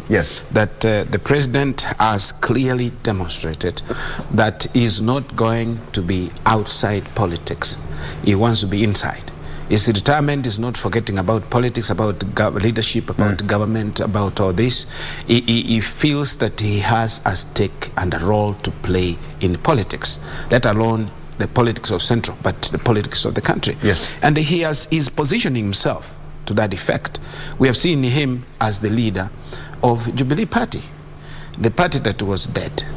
Now, has demonstrated that the party actually was busy working, doing something else apart from politics. So the party is coming back. The party actually gives anybody a platform to be able to propagate, communicate, whatever they want to do. And again, being the leader of actually Jubilee Party and the Jubilee Coalition. Not just Jubilee Party, but also Jubilee Coalition, which has many parties within it. You can name them. There are many parties within Jubilee Coalition. And now, once he has the numbers, we have talked about the numbers in Parliament, or Jubilee Party or Jubilee Coalition has numbers because they're working together with in Azimio, then that will give him the control that he has.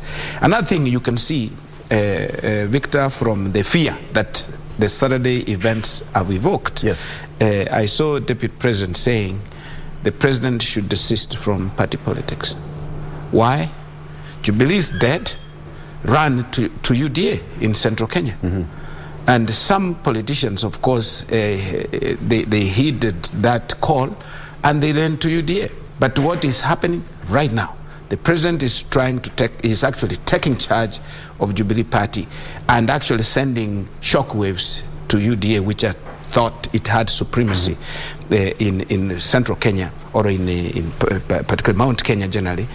And the President, if the President seizes and controls that region in terms of, or through Jubilee, and in terms of who gets elected, then you can see a president who will have a lot of leeway to control. In fact, let us give the devil his due. They choreographed this very well. The Tangatanga group choreographed this well. Jubilee is dead, and they continue working on their party, UDA, and they demonstrate that UDA is the party of choice. And it has worked. You have seen defections like Waiguru jumping from back to back, and others. Quite a number of people have moved into UDA. But UDA in the near future could be seen as an exotic party if the President continues, or as the President continues with his support for Jubilee and rebuilding, reloading Jubilee. Exotic in the sense that there is UDA has a huge following, like an unquestionable following in Ruto's backyard in the Rift Valley. You never hear them say anything. I speak to people, I do my political studies, and I see people are really much into, more than 75% into UDA in the Rift Valley. Not Rift Valley, but in Kalenjin land. Because in any event, parties have regional bases, that we agree. Political parties have regional bases. Although the UDA, the Deputy President says, UDA is the only national party and all that. They're national parties. KANU has a following all over the country. ODM has a following all over the country. But this one is trying to hide that actually my strongest base is my home turf. Which again we say it is no more unnatural with the way we play politics in this country. That you must come with your people and then you can bargain to get support from others.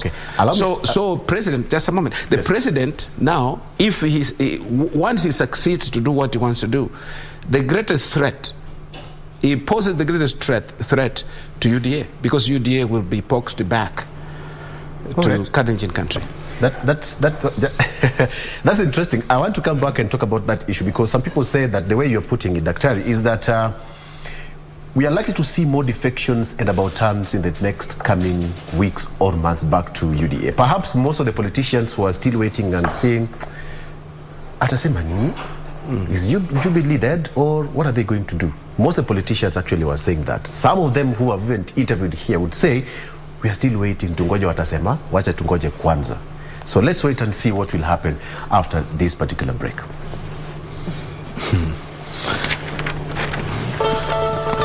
The local people.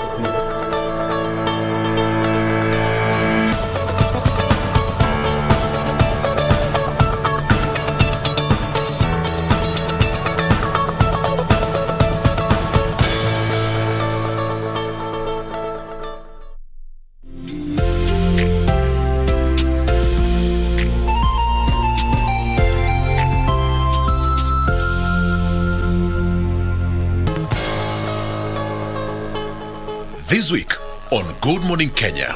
The health system in Siaya has improved greatly. Yes. Because previously, before we came in, even child mortality rate was very high.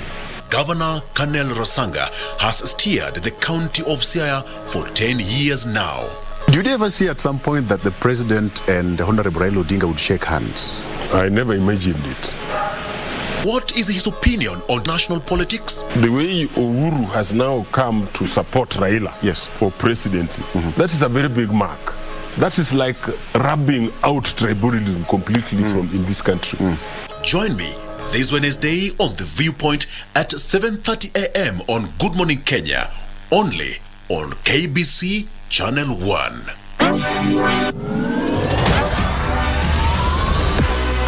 We are still keen on Germany's DFB Pokal as the quarterfinals is around the corner. In football, it is easy to be intimidated by the top flight teams, but as fate would have it, new entrants do sometimes turn the tables with their patience, perseverance, and self-belief. Borussia Dortmund are out of the competition. St. Pauli take all the spoils. It is therefore a tight affair this Tuesday, 1st of March 2022 at 10:45 p.m. in a match pitting Union Berlin against FC St. Pauli. Watch this spectacular duel live and exclusive on KBC Channel 1. KBC, your true sports partner. Mundos divididos por una sombra de traición. It's you that I love, and I love you with all of my heart. I only love you and nobody else. And I think that's what's most important right now. You're going to separate when I say so, and only then. And you know what? I want you to stop getting me in trouble with your son Julio. What do you want? Why did you come? Because I wanted to stop you from committing bigamy. What? Mariela is the most wonderful woman I've ever met in my life. Does that answer your question? Look, don't mess this up for us too. Not only have you abandoned your family, now you're turning your back? Lying heart. Fue sembrando el veneno y la ambición.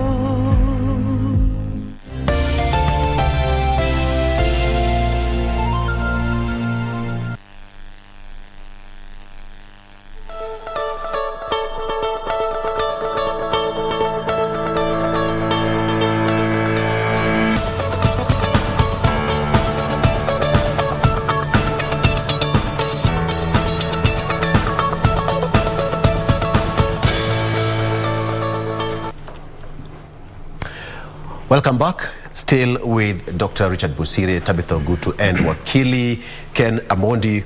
We are still trying to make sense of what happened over the weekend. Daktari, before we took a break, let me come to you, Wakili. Now, assume everything is done.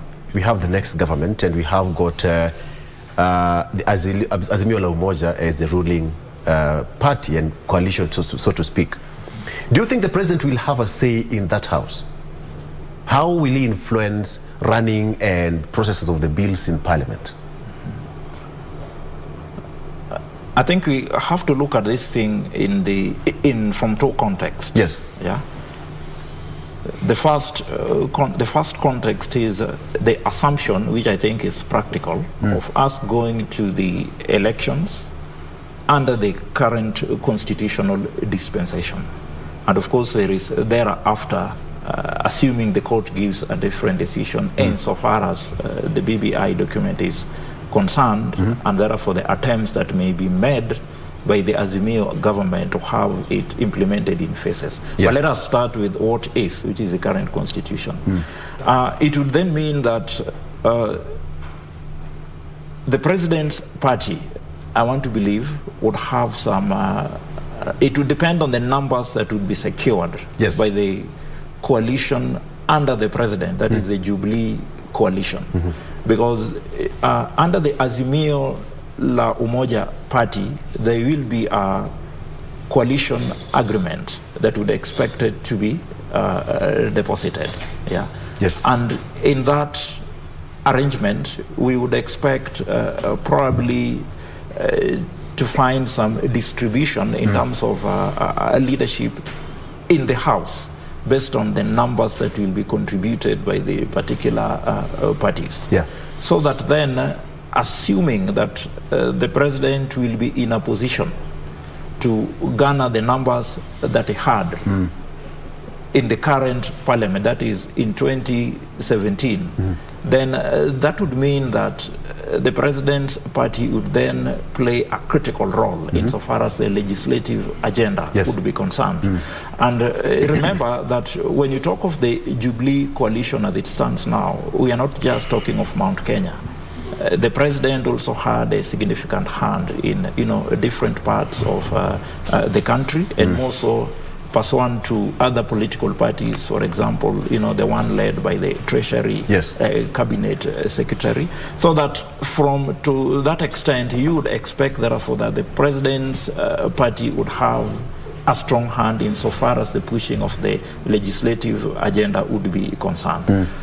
Of course, one would also expect to see more or less implementation of the proposals in the BBI as a matter of good faith from the Azimio presidential aspirant, if he wins, that is Raila Odinga, so that you would then expect to find some phased implementation in the sense that probably within the structure of the national government, we would expect to find members from the president's party, or for that matter, nominated and seconded by the president, playing a significant role in that particular government. That may also go to the extent of the deputy president, so that you're talking of both the executive structure of government and as well as the legislative part of it in parliamentary leadership. So that what I would say is that as a matter of fact, in the Azimio la Umoja government, Uhuru Kenyatta will play a critical... But of course, Tabitha, he wouldn't affect the running of day-to-day business in government, much as he may command a big number in both houses. You see, if you look at contextually what the president brought forth as his argument for supporting the Azimio or the right Honorable Raila Odinga on Saturday, he categorically stated that he's doing that because he will want a smooth continuation of his Big Four agenda. So that means after his tenure in office, still there's going to be an influence on what he did when he was a president. So that goes without saying. And also, he's been championing for a united Kenya, like he said. I'm just saying what he said on Saturday. So that means that the efforts or his efforts for us to have a united Kenya and inclusive participation in the leadership of this country, and also in achievement of the gender role and things like those ones, are going to be adhered to. That is an influence itself.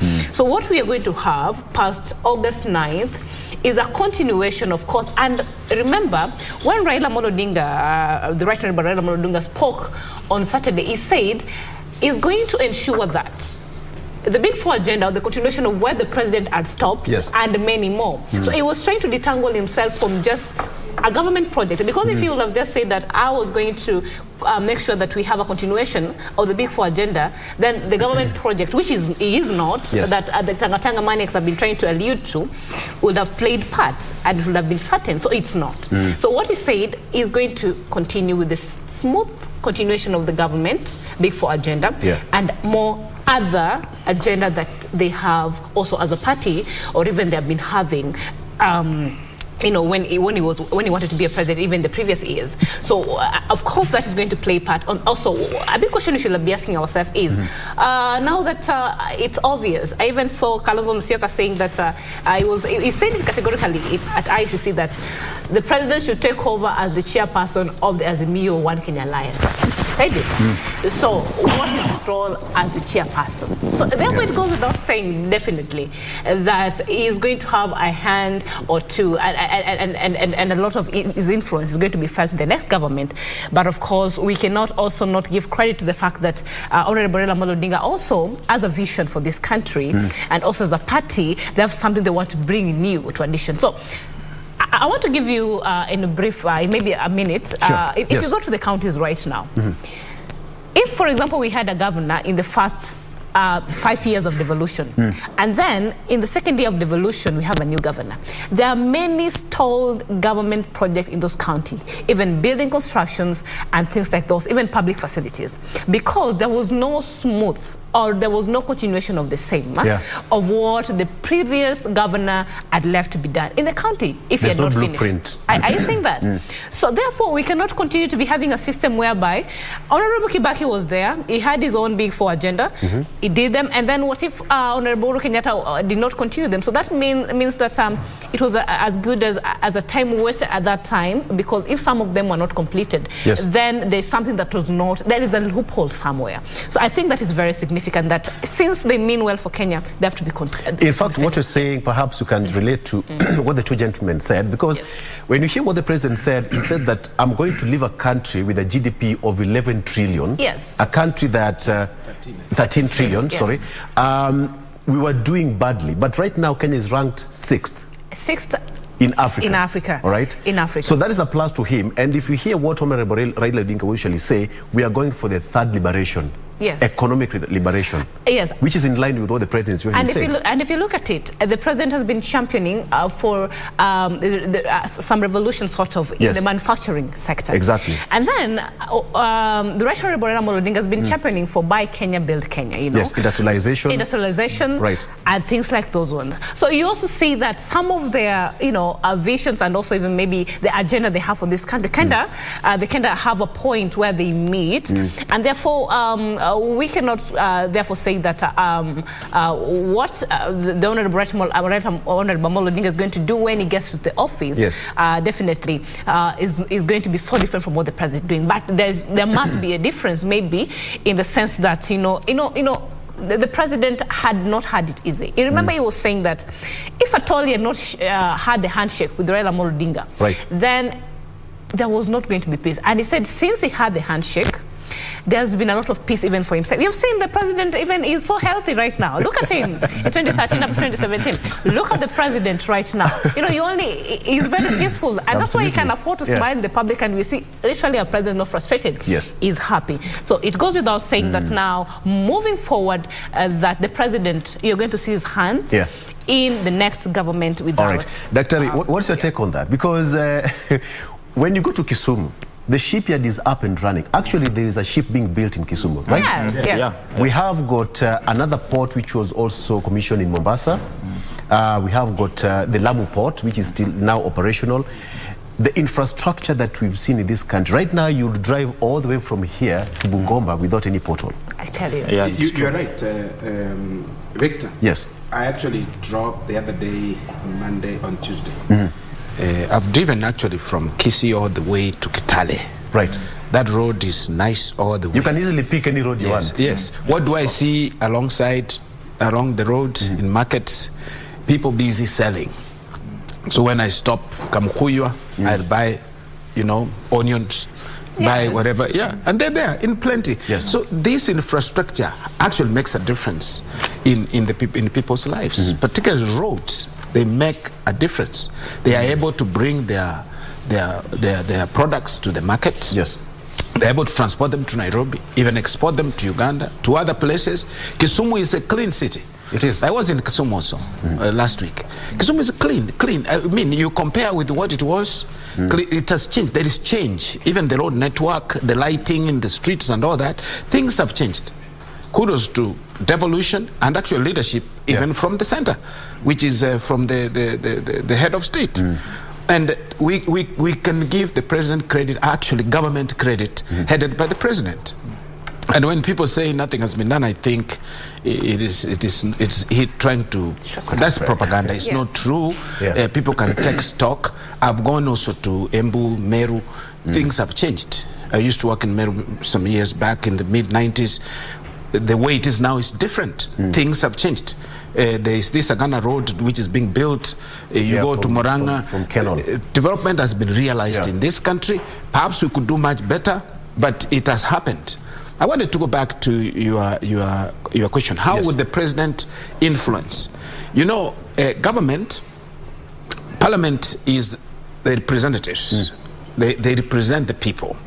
And if the Jubilee Party, for example, has numbers, or Azimio has good numbers, whether the Azimio coalition wins elections or not, they have an influence on parliamentary agenda, as my brother was saying, because it affects House leadership, it affects the distribution of resources. You know, that's where money is allocated, distribution of resources. The policy agenda will be influenced by the same people in parliament.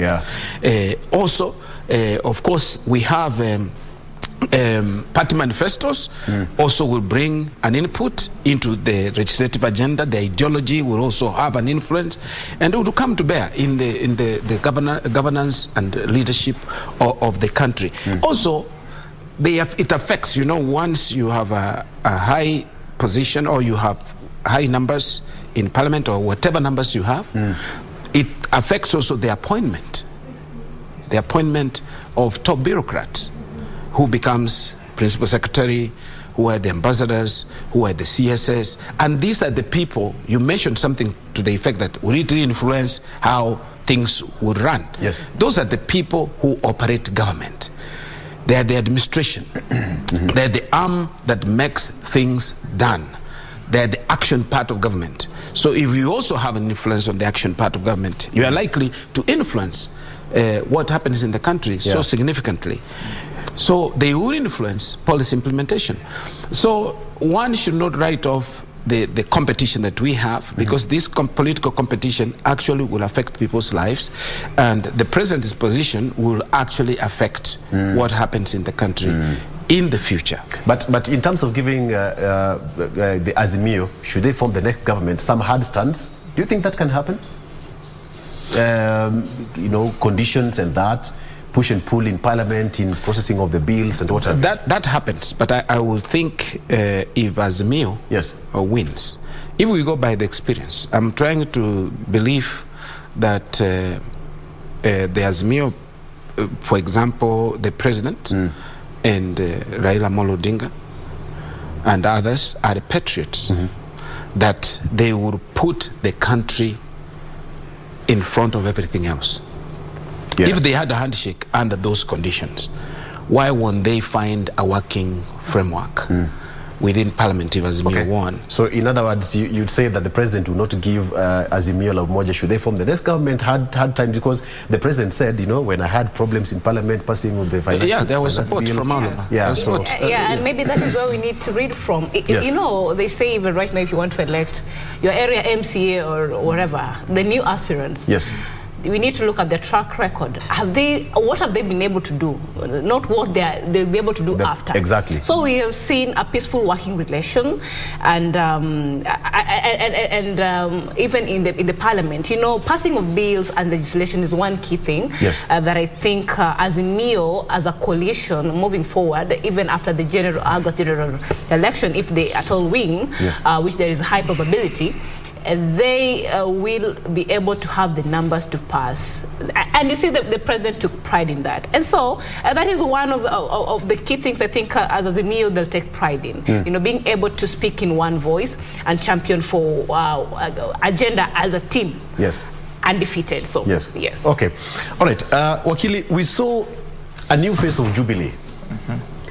Secretary Rafael Tuju is no longer the secretary of the party, and the president said, hey, you know, tafadhali, you know, muone huyu mtu yangu, simwache hapo nje. So we saw a different face of Jubilee Party, a structure that new leadership came into place, and the president seemed to have rejuvenated the party with the new logo and the slogan and all that.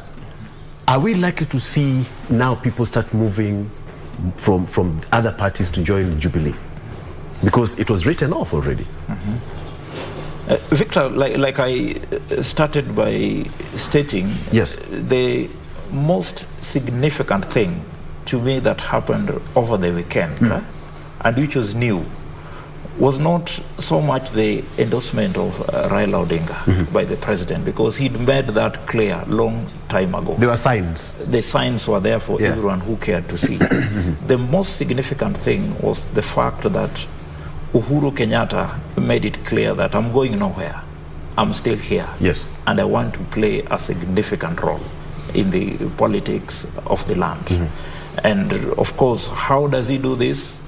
He starts by rejuvenating his political party, more or less having the signs of the original TNA. Yes. And of course, for those who care to remember, you can recall how the TNA was crafted out of nothing into what ultimately became, the Jubilee coalition, and eventually landed them the presidency. Yeah. So that I want to honestly believe that, given the president that I know, the political cunning president that I know, the person who is a prolific campaigner, the true Uhuru Kenyatta, I would really want to see to what extent would he reverse the gains that the UDA has made for the last, is it 5 years, 4 years, when the president was busy doing what Kenyans elected him to do. And that's why other panelists have said that the person that has to worry most now is the deputy president. Why? Because his core base has been taken to be the Mount Kenya vote. For record purposes, minus the Mount Kenya vote, the deputy president's presidential ambition is absolutely derailed. But as it is right now, all signs that they'll split it to what percentage? 30, 70, 50, 50, 60, I think 40? now that will depend on, to what extent will the president move to the ground. Yes. Because some of us have always felt that, for the Azimio dream, insofar as the presidency is concerned, to be sure bet, then the president had to come in forcefully, particularly in the Mount Kenya region, to shelve that presidential office-like, court, and, come back to the politician that he is, or that he was. And I want to believe that's the person that we saw on Saturday. So that now it remains to be seen to what extent he will then influence the Mount Kenya bloc. Because we're running out of time. Tabitha, what is your take? Central Kenya will change red, because you remember the other side said that the mountain is painted red when they're going to Sagana.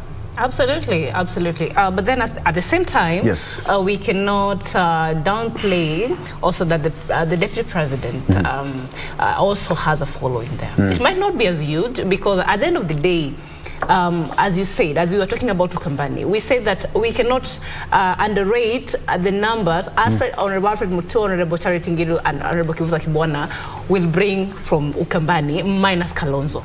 So that goes without saying that now. The president, there is no way the president will, especially will want the deputy president to gain much from the central, which is his backyard, than him. So he's going to fight this battle to the end. So the deputy president must be prepared for him. And I think he's scared, because we saw that after Sagana 3 meeting, he was there the next day campaigning. If he's so sure about Central Kenya, the deputy president is sure about Central Kenya as his backyard, as he always claimed, there is no way, there is no day he'll ever be a kingpin in Central Kenya. And what he needs to do is have a bit of humility, because if he continues to go that way and his advisors continue to advise him the way they do, then he might end up losing so much in Central Kenya. So as it stands, believe me, the president has a lot of influence on what will come in terms of in the voters' basket at the end of the day, come general election. Yes. Dr. Even as you respond to that, let me ask you this. Now that the president has spoken and he said, Jubilee Menguruma, Party Menguruma, that's according to the president. But then now, will Central Kenya vote the opposite direction? Because we've always known Central Kenya to be voting as a bloc, to the last man. What they might not necessarily vote as a bloc. Yes. And also, I would think that the voter turnout might not be as big. Not the 101% turnout, people voting. It will be much less. Reason being, actually, it affects all this affects or is affected by whether you have a presidential candidate or not. And but being aware, I think Central Kenya, having held the presidency, I think for the longest, and the freedom fighting and all that, and the community is well aware of the importance, how important it is to be the leader of this country and what it means. And I'm if the sure president becomes the chair of the Azimio, will it influence their voting pattern? I think it will, because what I think the Central Kenya people have lacked over a period of time. Yes. When President, as my brother put it, was busy doing the work he was supposed to do, or elected to do, Tanga people thought the president has been written off. He is no longer there. Yeah. Central Kenya actually for that period lost kind of direction, so to speak. They lost some direction. And the people who now supported the deputy president in the bid now to mop the Central Kenya votes in his favor actually are not able even up to now to come to step onto the plate and demonstrate that they're actually taking the mantle from the president. So by the president coming out strongly, I think people will gain confidence and troop back, because that is their leader. What is the greatest undoing for the DP, I would say, he has been always daring the president. Daring the president, and sometimes even saying, oh, you cannot, Azimio cannot go, Muganga cannot get Mount Kenya because he has to go through me. But as we have said, politics is local. Every community has its leaders, and these leaders must be respected. And at this point, they will listen to Uhuru because he is their leader. However bad these leaders are, people listen, the local people listen to them. Moi was as bad as he was then. Sorry, God rest his soul in peace. Mzee Moi did a good job, but in some respects we had that some issues of dictatorship and all that. But his people backed him all through. So Uhuru still has the backing of his people. He's the leader of his people. Yes. The insults, I think the deputy president now should reduce the insults. He should reduce. I saw him now pleading. And I think this machine called Azimio, once they unleash, because I think the strategy, the DP strategy, Ruto's strategy, I think was not well thought. I go directly to the people. How do you influence the masses? You know, there is what we call elite theory in politics, in political science, or in public policy. The elite, actually, people listen to their leaders. The elite are the ones who know. They give direction. It's about elite interests, but when you galvanize it as a people's interests, then it goes better. You go to Mombasa, Kingi, you go to with Joho and all these people, you put them there, let them campaign on the ground. Come to Central, go to Nyanza, go to Western.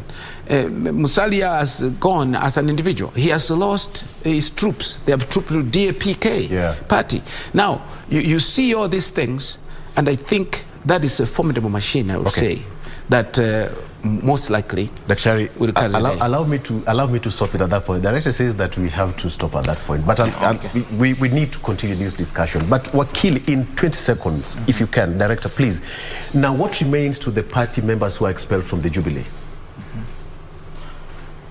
I think because of time, for those who in elective positions, as a matter of fact, the question of by-elections cannot suffice. It's not practical. So that then it would so much be until there reaches a time when we will amend our political parties act in such a way that you can rein discipline amongst the members. Then I think we will still be seeing parliamentarians or people playing this ping-pong game of once you're elected, then you shift from, So basically nothing will happen. As it stands now, nothing will happen. Yeah. Okay. All right. Well, I think that's the best point to stop it at that particular point. We'll still continue doing politics here. This is where we get it each and every morning. And of course, I was joined by Able Brains, Dr. Richard Busire, who is a lecturer at University of Nairobi of Political Science and a political analyst as well. Tabitha Ogutu. She's the only lady here amongst the gentlemen. She's done great. All right. She's a political analyst, but as well governance expert and wakili Ken Amondi, who is an advocate of the High Court. And you, as a viewer, you are our biggest advocate for the show. Thank you so much for watching. We're taking a break. We'll be right back.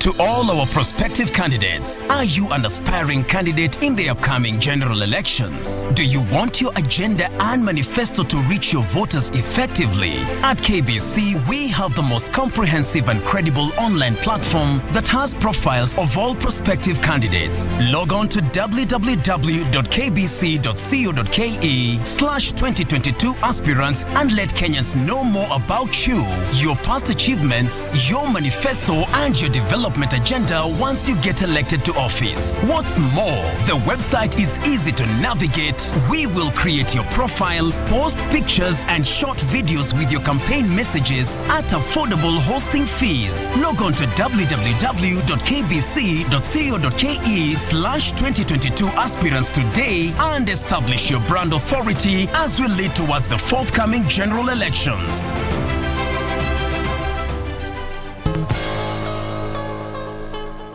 This week on Good Morning Kenya.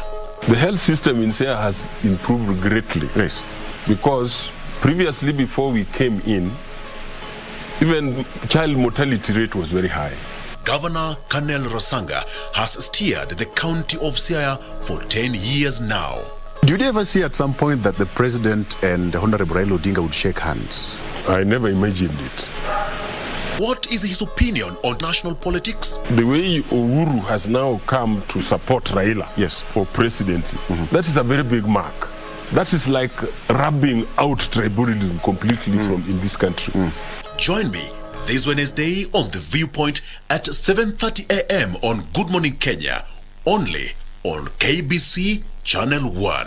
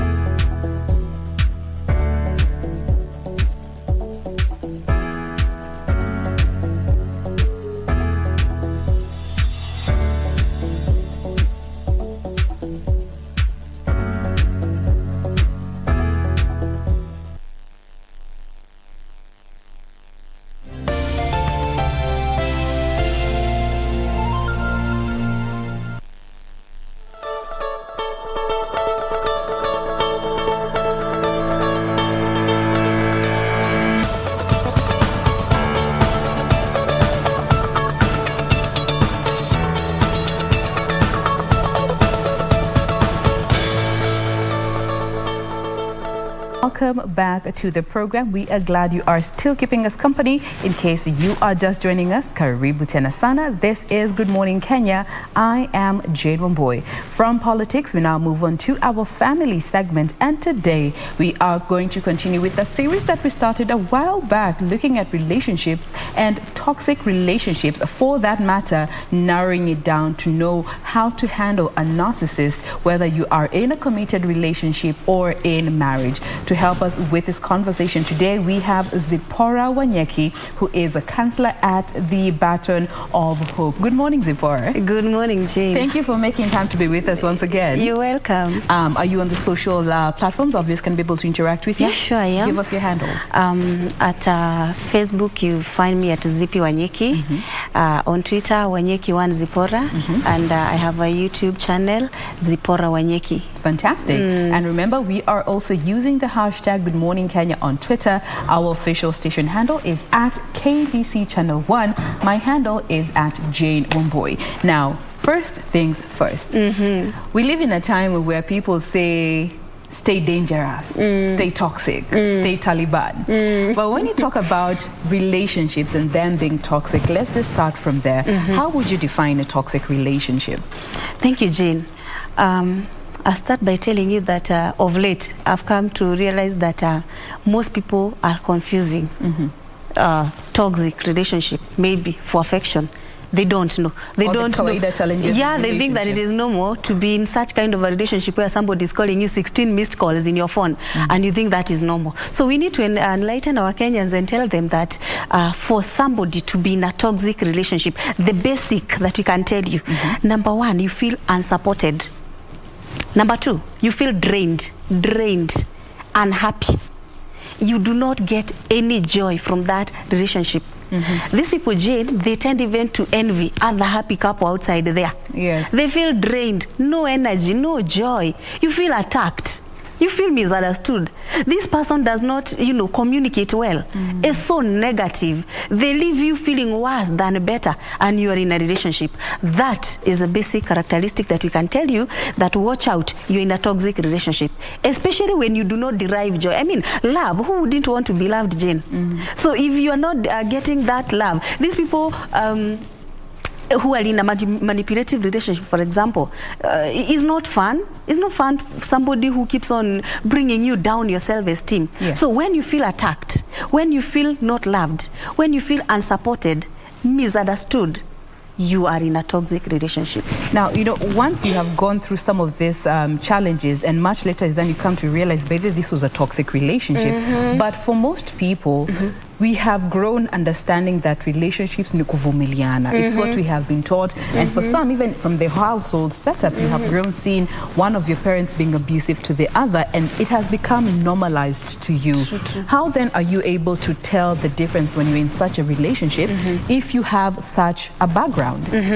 Number one, I would like to tell you that, I've been to marriages and I hear all these negative things. People will come during the wedding day, Jane, on your wedding, people come with all advice. Ati ukifika huko mwanamke ni kuvumilia ndoa. Wamboi, huku tumeondoa kitanda chako, ukienda. So what are you hammering to the mind of this naive bride? That vumilia kila kitu.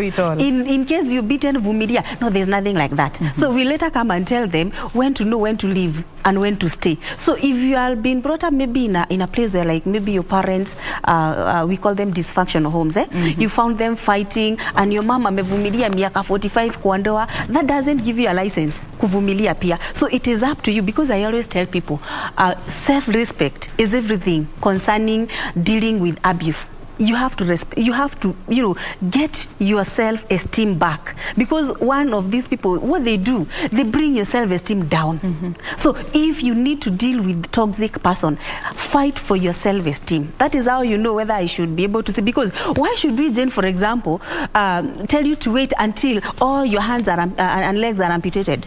Why should we tell you to wait in such a toxic relationship whereby unatusiwa mbele ya watoto? I mean, it's not good, because you're an adult.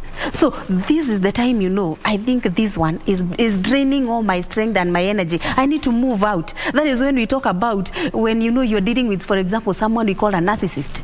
Now that's actually where I want us to go, and I'd like for you to help even our viewers get to understand the difference when you talk about a narcissist and just understanding when somebody is having an anger episode, because we all get angry. And most of the times you say some things you don't mean when you're angry. But then again, how do you differentiate this kawaida temper flares to somebody who is actually a narcissist? How would you define a narcissist? Thank you. Let me first of all tell Kenyans this.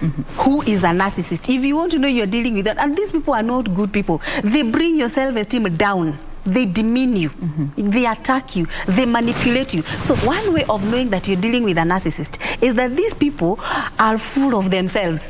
Full of themselves, bloated ego. I'm talking about bloated ego, and exaggerated sense of self-importance. They feel like it is either my way or nobody's way.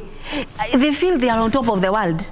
These people, they think that they are Mr. and Mrs. Know-it-all. I mean, when you're dealing with a narcissist, one of the main characteristics that you would look at them is that they are highly manipulative. Okay. They manipulate and they don't say sorry. But when they say sorry, they sound something like, Akibe, I'm sorry, maybe this person slapped you out of anger, as you call it. I'll come and tell you there's nothing like that. Everybody can manage anger if you just learn the skills. So this anger that makes you slap somebody, you need to find out what is wrong with this person. So this person is one, highly manipulative, anakuchapa. Akikuchapa, and then you're there, you're crying, you have a soul and eye, a broken tooth or something, and then you're expecting a sorry from them. If you force them to apologize, maybe they will, but they say something like, Jane, you know, you're the one who forced me to, you forced me to slap you. Now, how on earth do I force you to slap me? How on earth? So these people, they never give genuine, they never give genuine apology. If you're waiting for that, it's like getting blood from guava. It never comes. So dealing with a narcissist, number one, they're highly manipulative. And they'll manipulate you in all order, in all circles of life. For example, what do? They do something like, you're crying, you want to leave and go back to your parents. They have already called your mother. Jane isn't talking to me. I came at home, she didn't cook for me or something. So your mother is like, now why is Jane mistreating my son-in-law? So they block for all your level of influence, all those people that would have helped you. They call your friends. So you will always look bad in the eyes of people because you're dealing with a narcissist. Remember, one of the things they do is they put you around somewhere in a cocoon of your own. So you can't, you can't get help. Okay. You can't get, so they'll manipulate you. You threaten you're leaving. They are crying and they take a knife. They want to stab themselves. Uende na mimi nijiue. Now, where are you left? You're like, that's a narcissist for you. They cry, they manipulate you. That is number one thing to know. Number two, they are highly controlling. Highly. From the friends you relate with, from the dresses you wear, from the phones, the hairstyle, the color of your clothes, everything. They manipulate you, they control your behavior. Now, what I don't like about narcissism, for example, and I told you it's a personality disorder. Yes, as they are controlling you, for example, they can come and say, Jane, I don't like you wearing purple. For example, maybe you're married to a narcissist. I don't like you wearing purple. And so one time, this guy finds you wearing purple. And he's like, you know, he'll create a fight out of it. I told you I don't like purple. Now you don't care for me. You don't love me. See, you are now in purple.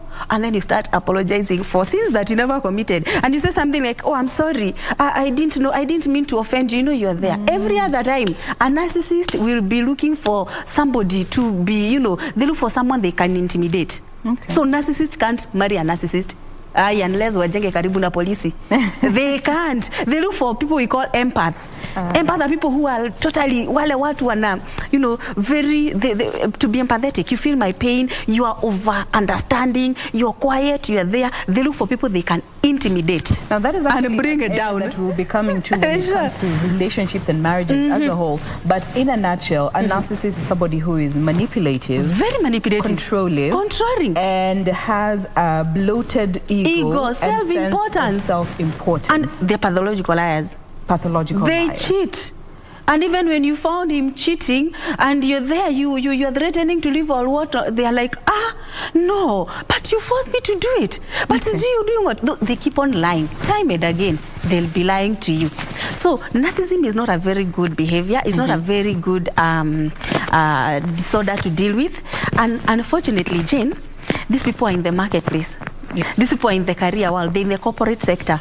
So you do not have a way of knowing them because outside there, they are doing very well. This is a teacher, this is a doctor, this is a lawyer, very successful in life. So you don't have a way of knowing unless we teach Kenyans on what to look for in narcissism. Now, let's take a step back. Yes. Are there known causes of narcissism? Yeah, sure. Sure. Is much more of the psychological. I started by telling that when we deal with narcissism, we are talking about abnormal behaviors. Yes. And we call it NPD.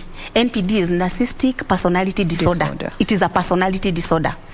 And one of the things that we believe causes, that one is tackled by the clinical psychologist. One of the things that we know is parenting style. The other time we did a show about parenting types and everything. Parenting style, you find there are these parents who are over-involved. I call it over-involved parenting. So over-involved is whereby you do not let this child be. You are there doing everything for them. They refuse to walk, you carry them. They refuse to eat this, you get this for them. I mean, you are there. You're being manipulated by this child. They start their manipulating early in life. So these children, they don't take no for answer. So this parent has been there for them. You are there until you would want to be there almost for everything. You don't let them.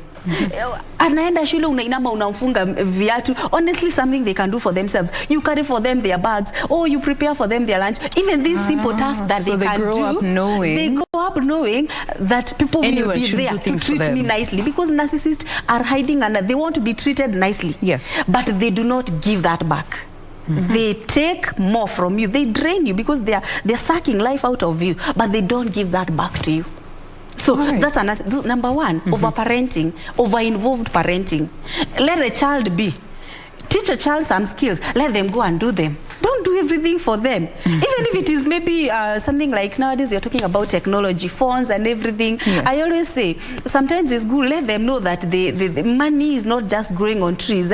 It has to be saved so that you also get for them. If you choose to give them the phones anyway. There are those that decide, wangu simu, and yakifika university or something like that. So over-involved parenting. Okay. Yeah, you pampered so much. Pampered them so much. Even when the teacher calls you telling you, your child is doing this, and it's like, oh my, no, this child can't. You're overprotective. The teacher has nothing to do with you, or no personal grudge with you. So anakwambia tu mtoto wako, anakupatia tu feedback, mtoto wako wako hivi. So these they tend to be. Another cause that psychologically we can talk about narcissism is what you call as you are growing up.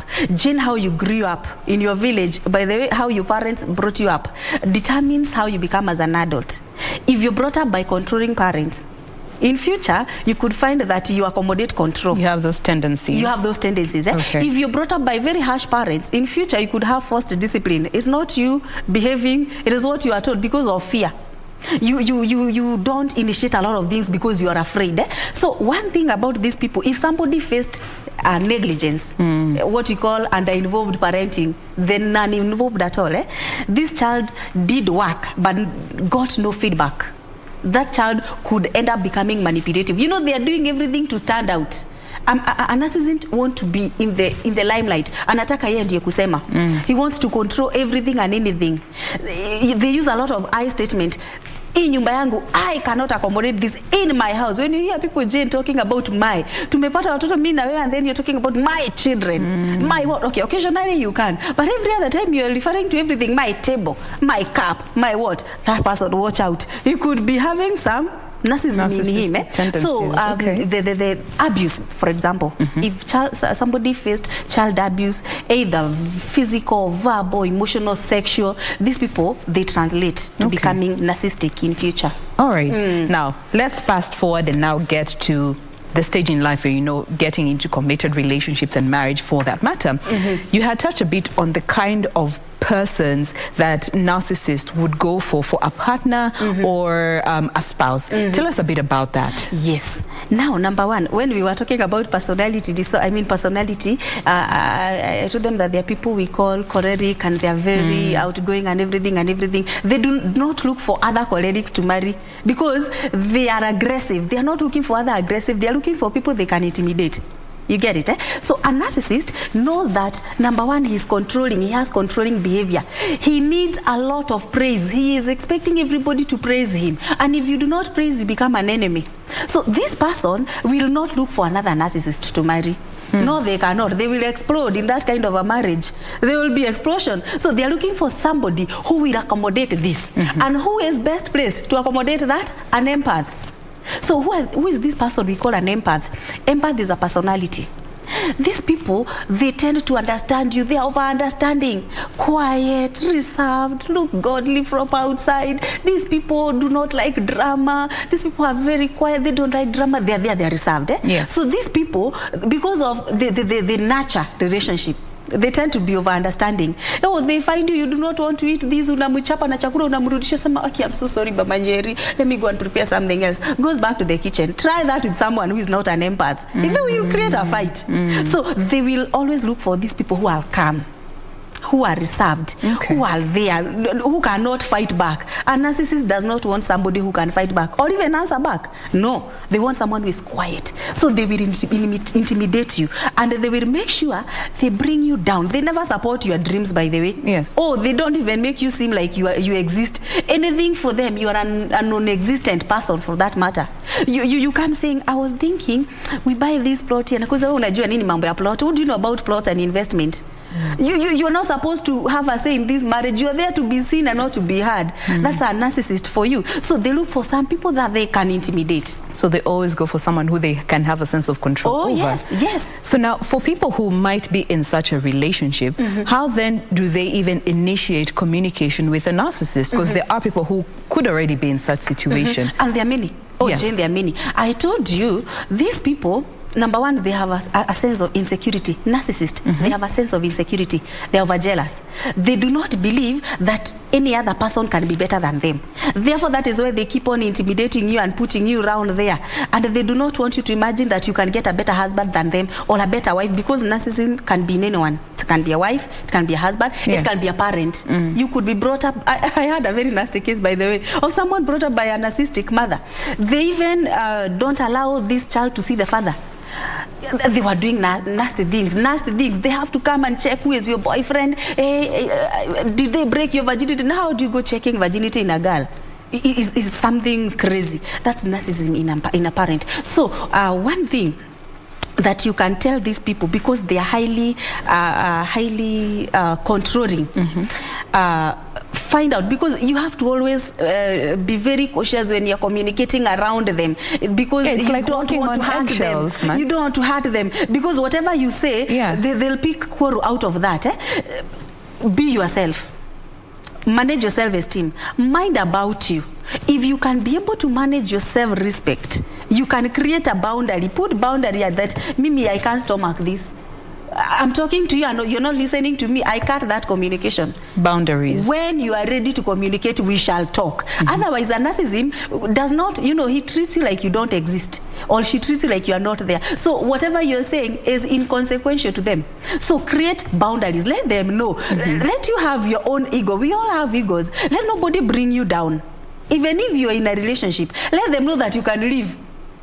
And they are afraid of that. So they will respect that. Akisikia utaenda, anashindwa upate mtu mwingine.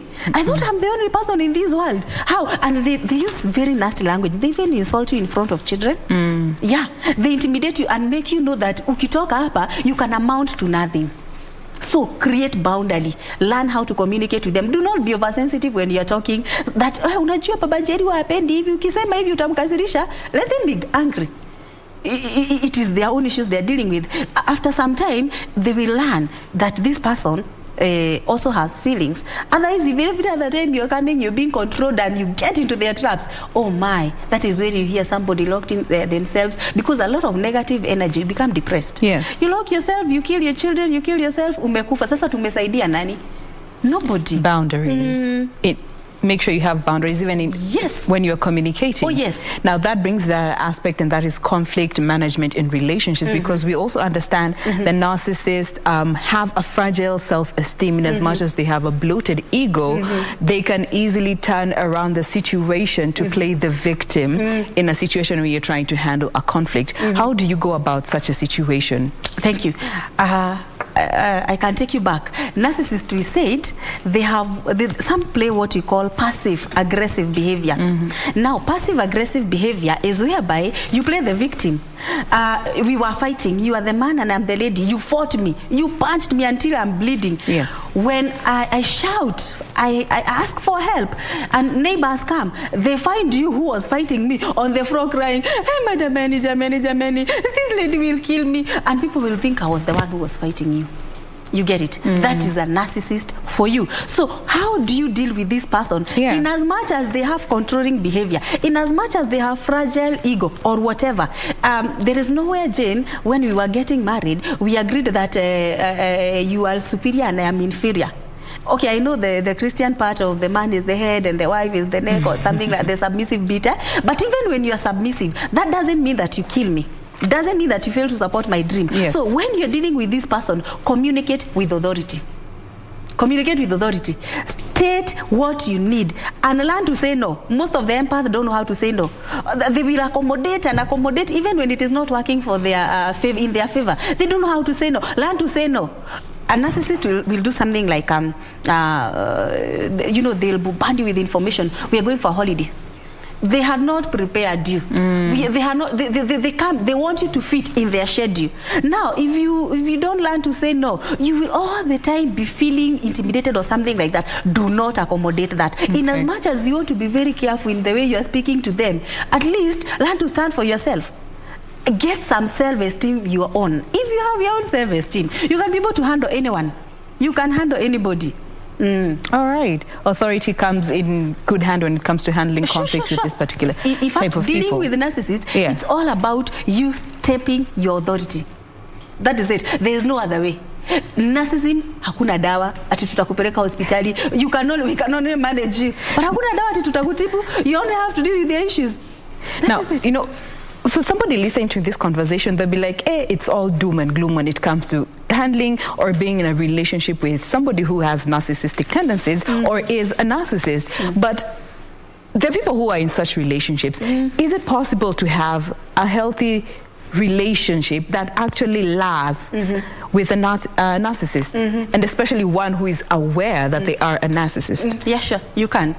I always tell people that when you're faced in a relationship, matters to do with the relationship, you either thrive or you run away from it. So you've heard of people talking of thriving marriages, isn't it? A thriving relationship and such. So people have lived with them.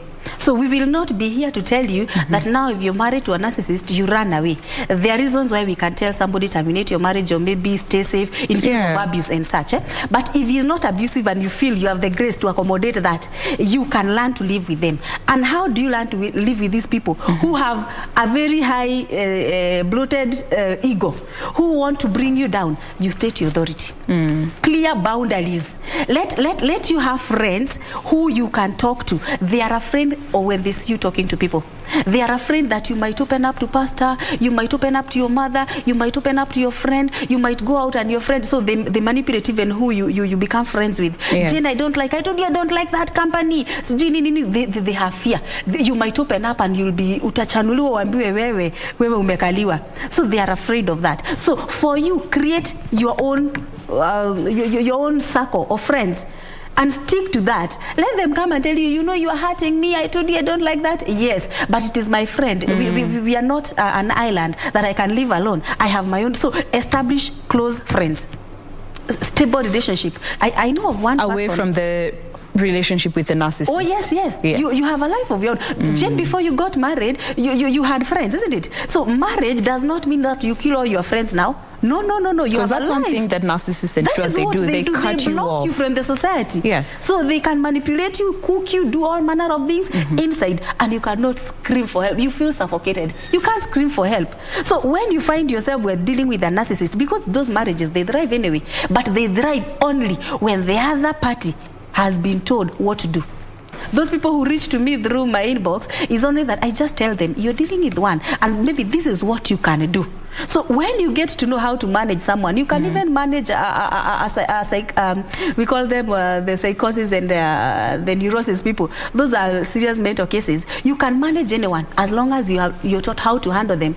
And how do we teach our Kenyans how to handle them? Mind your own health. Your own health comes first. Your mental health comes first. Yes. So nobody should bring you down. If we can empower and help you raise your self-esteem, you can manage anyone.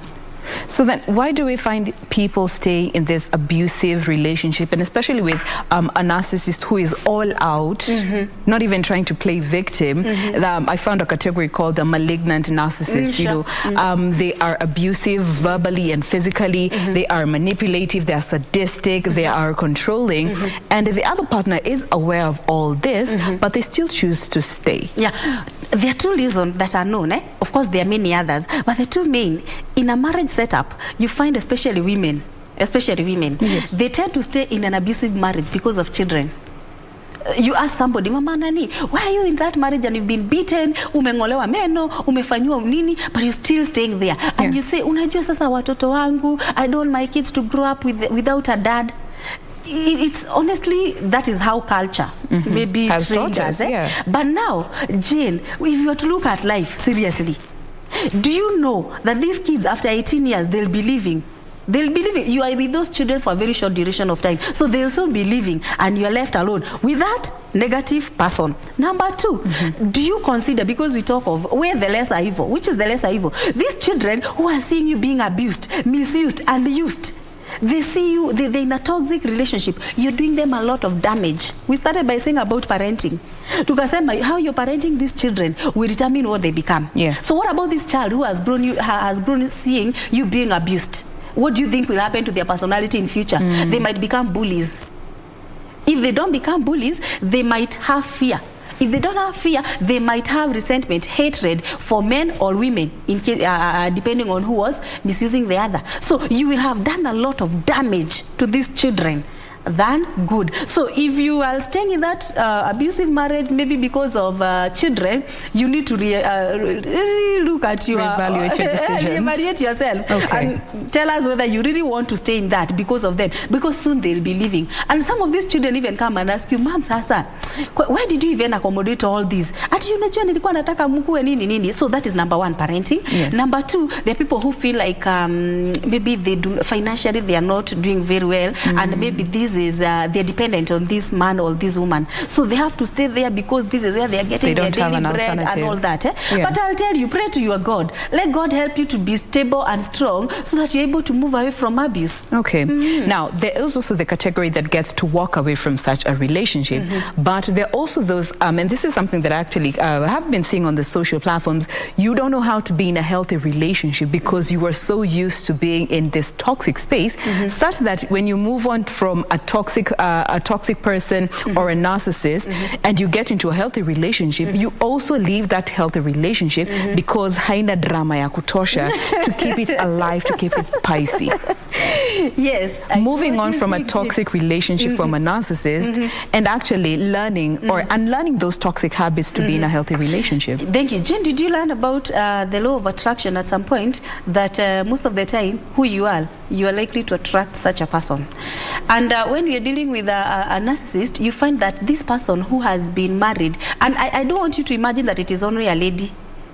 It goes both ways, by the way. It can be a man, a woman, a parent, a child. It can be anyone. So you find that, for example, if it's this lady who was married to a man who is a narcissist, for example, one of the things you realize about them is that when they come out, because their self-esteem has been totally destroyed, they have low self-esteem. Hata ukimwambia Jane uko smart, anakuza aki sasa wapi? Because this man has been telling you you'll amount to nothing, you are nothing. Who tells you you are smart? Where? Look at the way you don't even know how to dress, you don't know how to groom yourself. Their self-esteem has been brought down until, you know, when we hammer a lot of there's this thing we call self-fulfilling prophecy. I keep on telling you something when ngombe. So now or later you'll behave like a ngombe because you tend to believe that is what you are. So this person tells you you'll amount to nothing. So now or later you feel like I'm worthless, I'm what? So when they come out of that marriage and then they go and find somebody else who is genuine and who maybe may want maybe to date them and marry them or something, they don't believe. No amount of word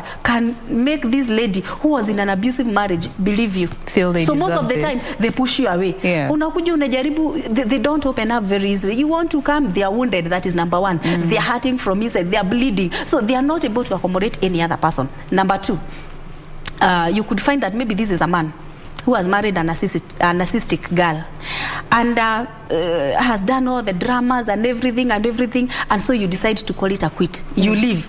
After you leave Jane, while you're outside there, what are you trying to do? You're trying to prove that you are not the reason why this marriage failed. And so what do? You can look for another narcissist so that you try to prove that it was not my fault. So you find yourself in the same game again.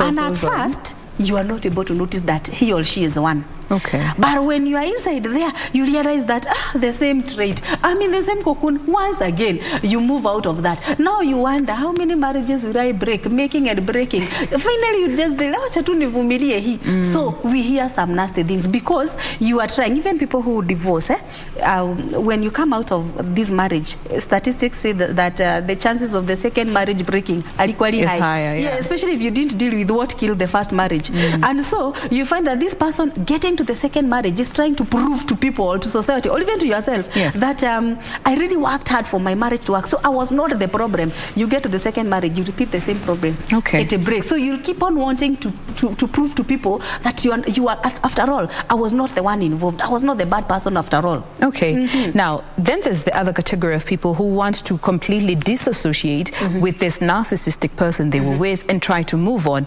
But you find this narcissistic individual, ni wale wa kupiga 73 missed calls. They will text you on WhatsApp, on your messaging app, on Instagram, on Twitter, send you emails. They are trying to ensure they are in contact with you by all means possible. What advice would you give somebody who is in such a situation and they're trying to move on from such an individual? Now, let me tell Kenyans this. Those that are dating and those that are in marriage, especially ladies, learn to differentiate between affection and such kind of drama. Jane, me calling you once, twice is enough. Now ukirudi upate I called you, you will call back unless there was an emergency. But now you wake up, you had just left the place of you've gone to the place of work, you find 16 missed calls in your phone. Honestly, 16. What is this person trying? That is not love. And you hear ladies saying that, my husband loves me so much, he's very overprotective. Do we confuse that with love bombing, or love bombing is also another red flag that we think is a green flag? No, it's a red flag. Yeah. Hey, when we're going to talk about the red flag, you will know when this person is genuinely in love and when to run away. Because I always tell people, you date, but date with your eyes open. Be in a marriage, have your eyes open. So how do you handle such a situation? You're trying to move on, but they just are everywhere in all platforms of communication. And they want to tweet hewani. If you have chosen to move, if you have chosen to move, move. There's something we call being assertive. Being assertive is whereby you say no and you mean no. You say yes and you mean yes. So if you have chosen to move, block everything that would remind you of this person. Start with all the social media. It's not a must that you be on social media. You can take a break for some time. So block every contact with this person. Move away. And when you move away, do not move away in the neighborhood where you can meet. This person will still be following you up. Move away to an unknown place. Change your contact if possible. Live a life whereby we cannot even trace you. After some time you have dealt with your issues, you have been helped by maybe the counselors to take back your self-esteem, to stand again on your feet.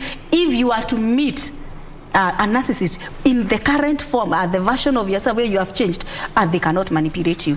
But before that, take time, block him. Social media, go no contact. Kila mahali, block him. Let him not get back to you, because they'll do something like this. Aki Jane, unaniacha and the way I loved you, you know what. And you know women, we are just the same. Mtu akilia tu hivi, unasema aki yenyewe, let me give him another chance. All right. Maybe he'll change. So you'll still find back yourself there. He cheats again. He does all the drama again. Comes and apologizes, comes with a bouquet of flowers, takes you out into South Africa to go and reconcile. You're back and you give him a third chance. Then how many chances do you have in life? We are aging. You'll never be 45 forever. You need to move on with your life. Now, then there's a situation where you have children with this particular person, and you equally have the same rights to the children. Sure. I stay with the children, you come see the children, go with them, but you find a situation where they are also weaponizing the children against one parent against the other. How do you handle such a situation? Such a situation becomes when you have very chosen tricky. to detach from the individual, but you have children in this case. I would advise that you opt for what we call co-parenting. It's not a very easy thing. Okay, we always advise parents, even when you're fighting, leave children out of this drama. They found you too in a marriage setup, and soon they'll be leaving you. So choose co-parenting. Co-parenting is whereby you keep your differences aside and you say, maybe for example, if these children, because we believe that after the age of 18 they're free to choose where to go, but before that, most of the time we find that it is with the mother is the one taking care of them. So as the mother, irrespective of who you are, do not go manipulating these children, telling them, you know, your dad is just nothing, is what, or even the father. So if it's a weekend and you agreed they'll be seeing their dad over the weekend, let them go there. You don't even have to be there yourself. Just take a cab, take the children, let them go enjoy a relationship with them. Honestly, they do not deserve that treatment of whereby they don't get love from both sides, and you both of you are alive. So I would just advise opt for co-parenting, and co-parent in a mature way. Don't let these children know part of your indifferences. Do not even let them take sides. If they choose, fine, but do not manipulate them. So leave the children out of your drama. Oh yes, leave them out of their fight. All right. Now, then, for those who you have been in this relationship, you're trying to leave, you're trying to move on, but you also have experienced such mental trauma from this person. You know, we did talk about manipulation, where they even make you question your reality. Oh, yes. They say, you didn't do this and yet you did this, or you did this and you didn't do that. Would you advise somebody to seek therapy when you're leaving a relationship that is toxic, or when you are with a narcissist? By all means. By all means. Look for counseling, look for help. And by you looking for help, I'm not trying to tell you to go to the neighborhood woman or man once kumwambia this is what has been happening. This world, Jane, we are 6 billion of us. Assuming everybody has one problem, we have 6 billion problems. So unakuja kuniambia na niko na shida zangu. Seek help from a therapist, from a counselor. A counselor will first of all understand the damage that has been done in this relationship. Then we'll help you to collect yourself back and come back to reality. They'll help you build what you call your self-esteem. By that, we assist people by getting to know your self-awareness. What are your strengths? What are your weaknesses? What are you able to do well? How do you make new relationships? How do you make them work? How do you nurture friendship? So when you're able to help this person get back to rebuild and to build their self-esteem back, now this person is free to face anybody in this world. Because I always say self-respect is #1 weapon against abuse. Against any form of abuse, self-respect. So if you respect yourself, Jane, there are things you cannot accommodate. Somebody who is coming to demean you, you cannot accommodate that, and they will know it. But if you don't, if somebody has just, you know, told you wewe tu ni umeitwa majina mpaka sasa unaona yenyewe mimi ni kama tu niyo nimeitwa, you will not fight back. Okay. Now, as we bring this conversation to a close, you know, maybe somebody could be watching us today and they are aware that maybe they have narcissistic tendencies, or they have been diagnosed with narcissistic personality disorder, and they are hoping to get into a relationship, a long-term relationship for that matter, or even marriage. How would you advise them to go about this form of commitment they are seeking, but while being aware of their shortcomings or the challenges that they are facing or could pose to another individual? Very briefly. Yeah, thank you. Now, Jane, the medicine people know that ule ugonjwa mzuri ni ule ugonjwa umejulikana. That disease that has been diagnosed. So we'll know we are treating this. So you find that all the traits we have just explained here, plus many more, by the way, there are too many. All the traits we've talked about, you realize that you possess them. But you still want to get into a relationship. You can choose deliberately to work on yourself.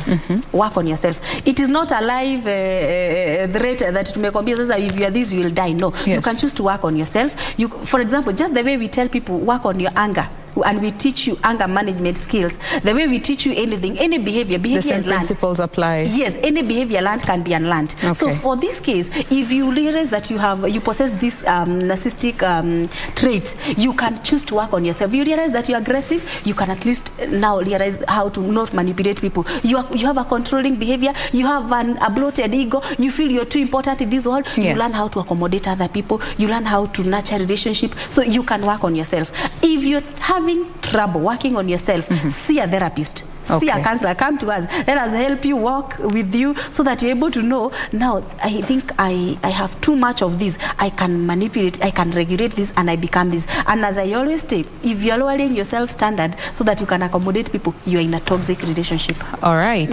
Self-awareness will go a long way in such a situation. Kabisa. Now, due to the fact that we've run out of time, we have to pause at that particular point. But of course, this is part of a series of conversations that we get to have here on this particular segment when it comes to Family Check. But for now, we have been speaking with Zipporah Wanyeki, who is a counselor at the Baton of Hope. She's also a trainer, among many other titles. But for the purposes of this conversation, she is a counselor. Thank you so much for making time to be with us today. You're welcome, Jane. All right. Now that brings us to a close of the program. Thank you for being with us. Be sure to join us again tomorrow morning. I am Jane Boy. Enjoy the rest of your viewing.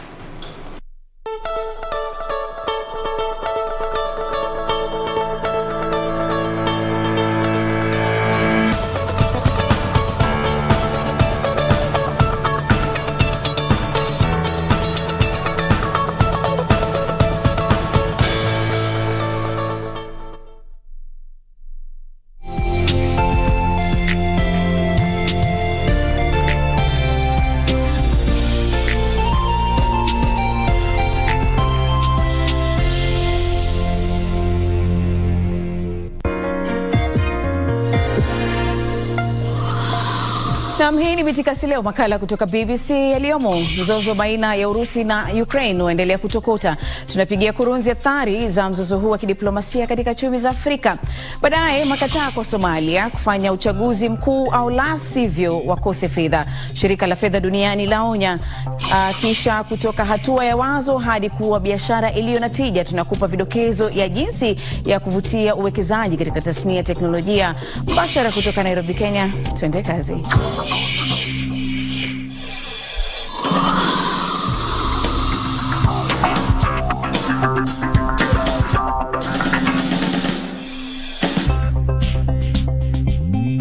Swadakta, karibu katika toleo la leo. Makala inaangazia habari za biashara kutoka barani, taarifa zinazokuhusu, uchambuzi wa kina na mahojiano.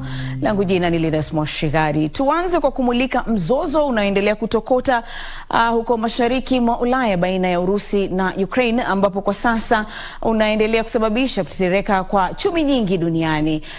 Kwa sasa kifupi tunachojuacho hadi kufikia sasa ni kuwa Marekani na Uingereza, Umoja wa Ulaya zimewekea Urusi vikwazo. Kadhalika benki 5 za Urusi pia zimewekewa vikwazo, huku mabenyenye watatu wa Urusi walio na uhusiano wa karibu na Rais Vladimir Putin wakizuiliwa kutumia mali zao. Uingereza imetoa onyo kwamba itakuwa kinyume cha sheria kwa yeyote yule kushiriki biashara na watatu hao.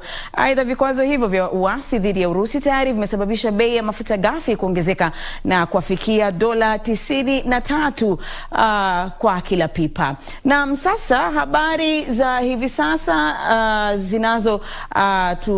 tunazozielewa ni kwamba habari hizi huenda zikawa nzuri hasa kwa mataifa yaliyozalisha mafuta ghafi, mfano Nigeria. Kando na swala la mafuta, mataifa kama vile Misri, Tunisia, Libya na Algeria hununua nafaka kutoka nchi hizo mbili, yakiwa kati ya mataifa yanayoagiza bidhaa hiyo kwa wingi. Aidha, nchi hizo huzalisha chini ya nusu au kiwango kinachotumika kwa raia wao katika kipindi cha takriban mwaka mmoja. Takriban 85% ya ngano iliyoingizwa nchini Misri mwaka 2020, mwaka 2021 ilitokea Urusi na Ukraine. Katika miaka hivi karibuni uhusiano baina ya Urusi na Afrika uliimarika, Urusi ikiwa muuzaji mkubwa wa silaha katika eneo la kusini mwa jangwa la Sahara.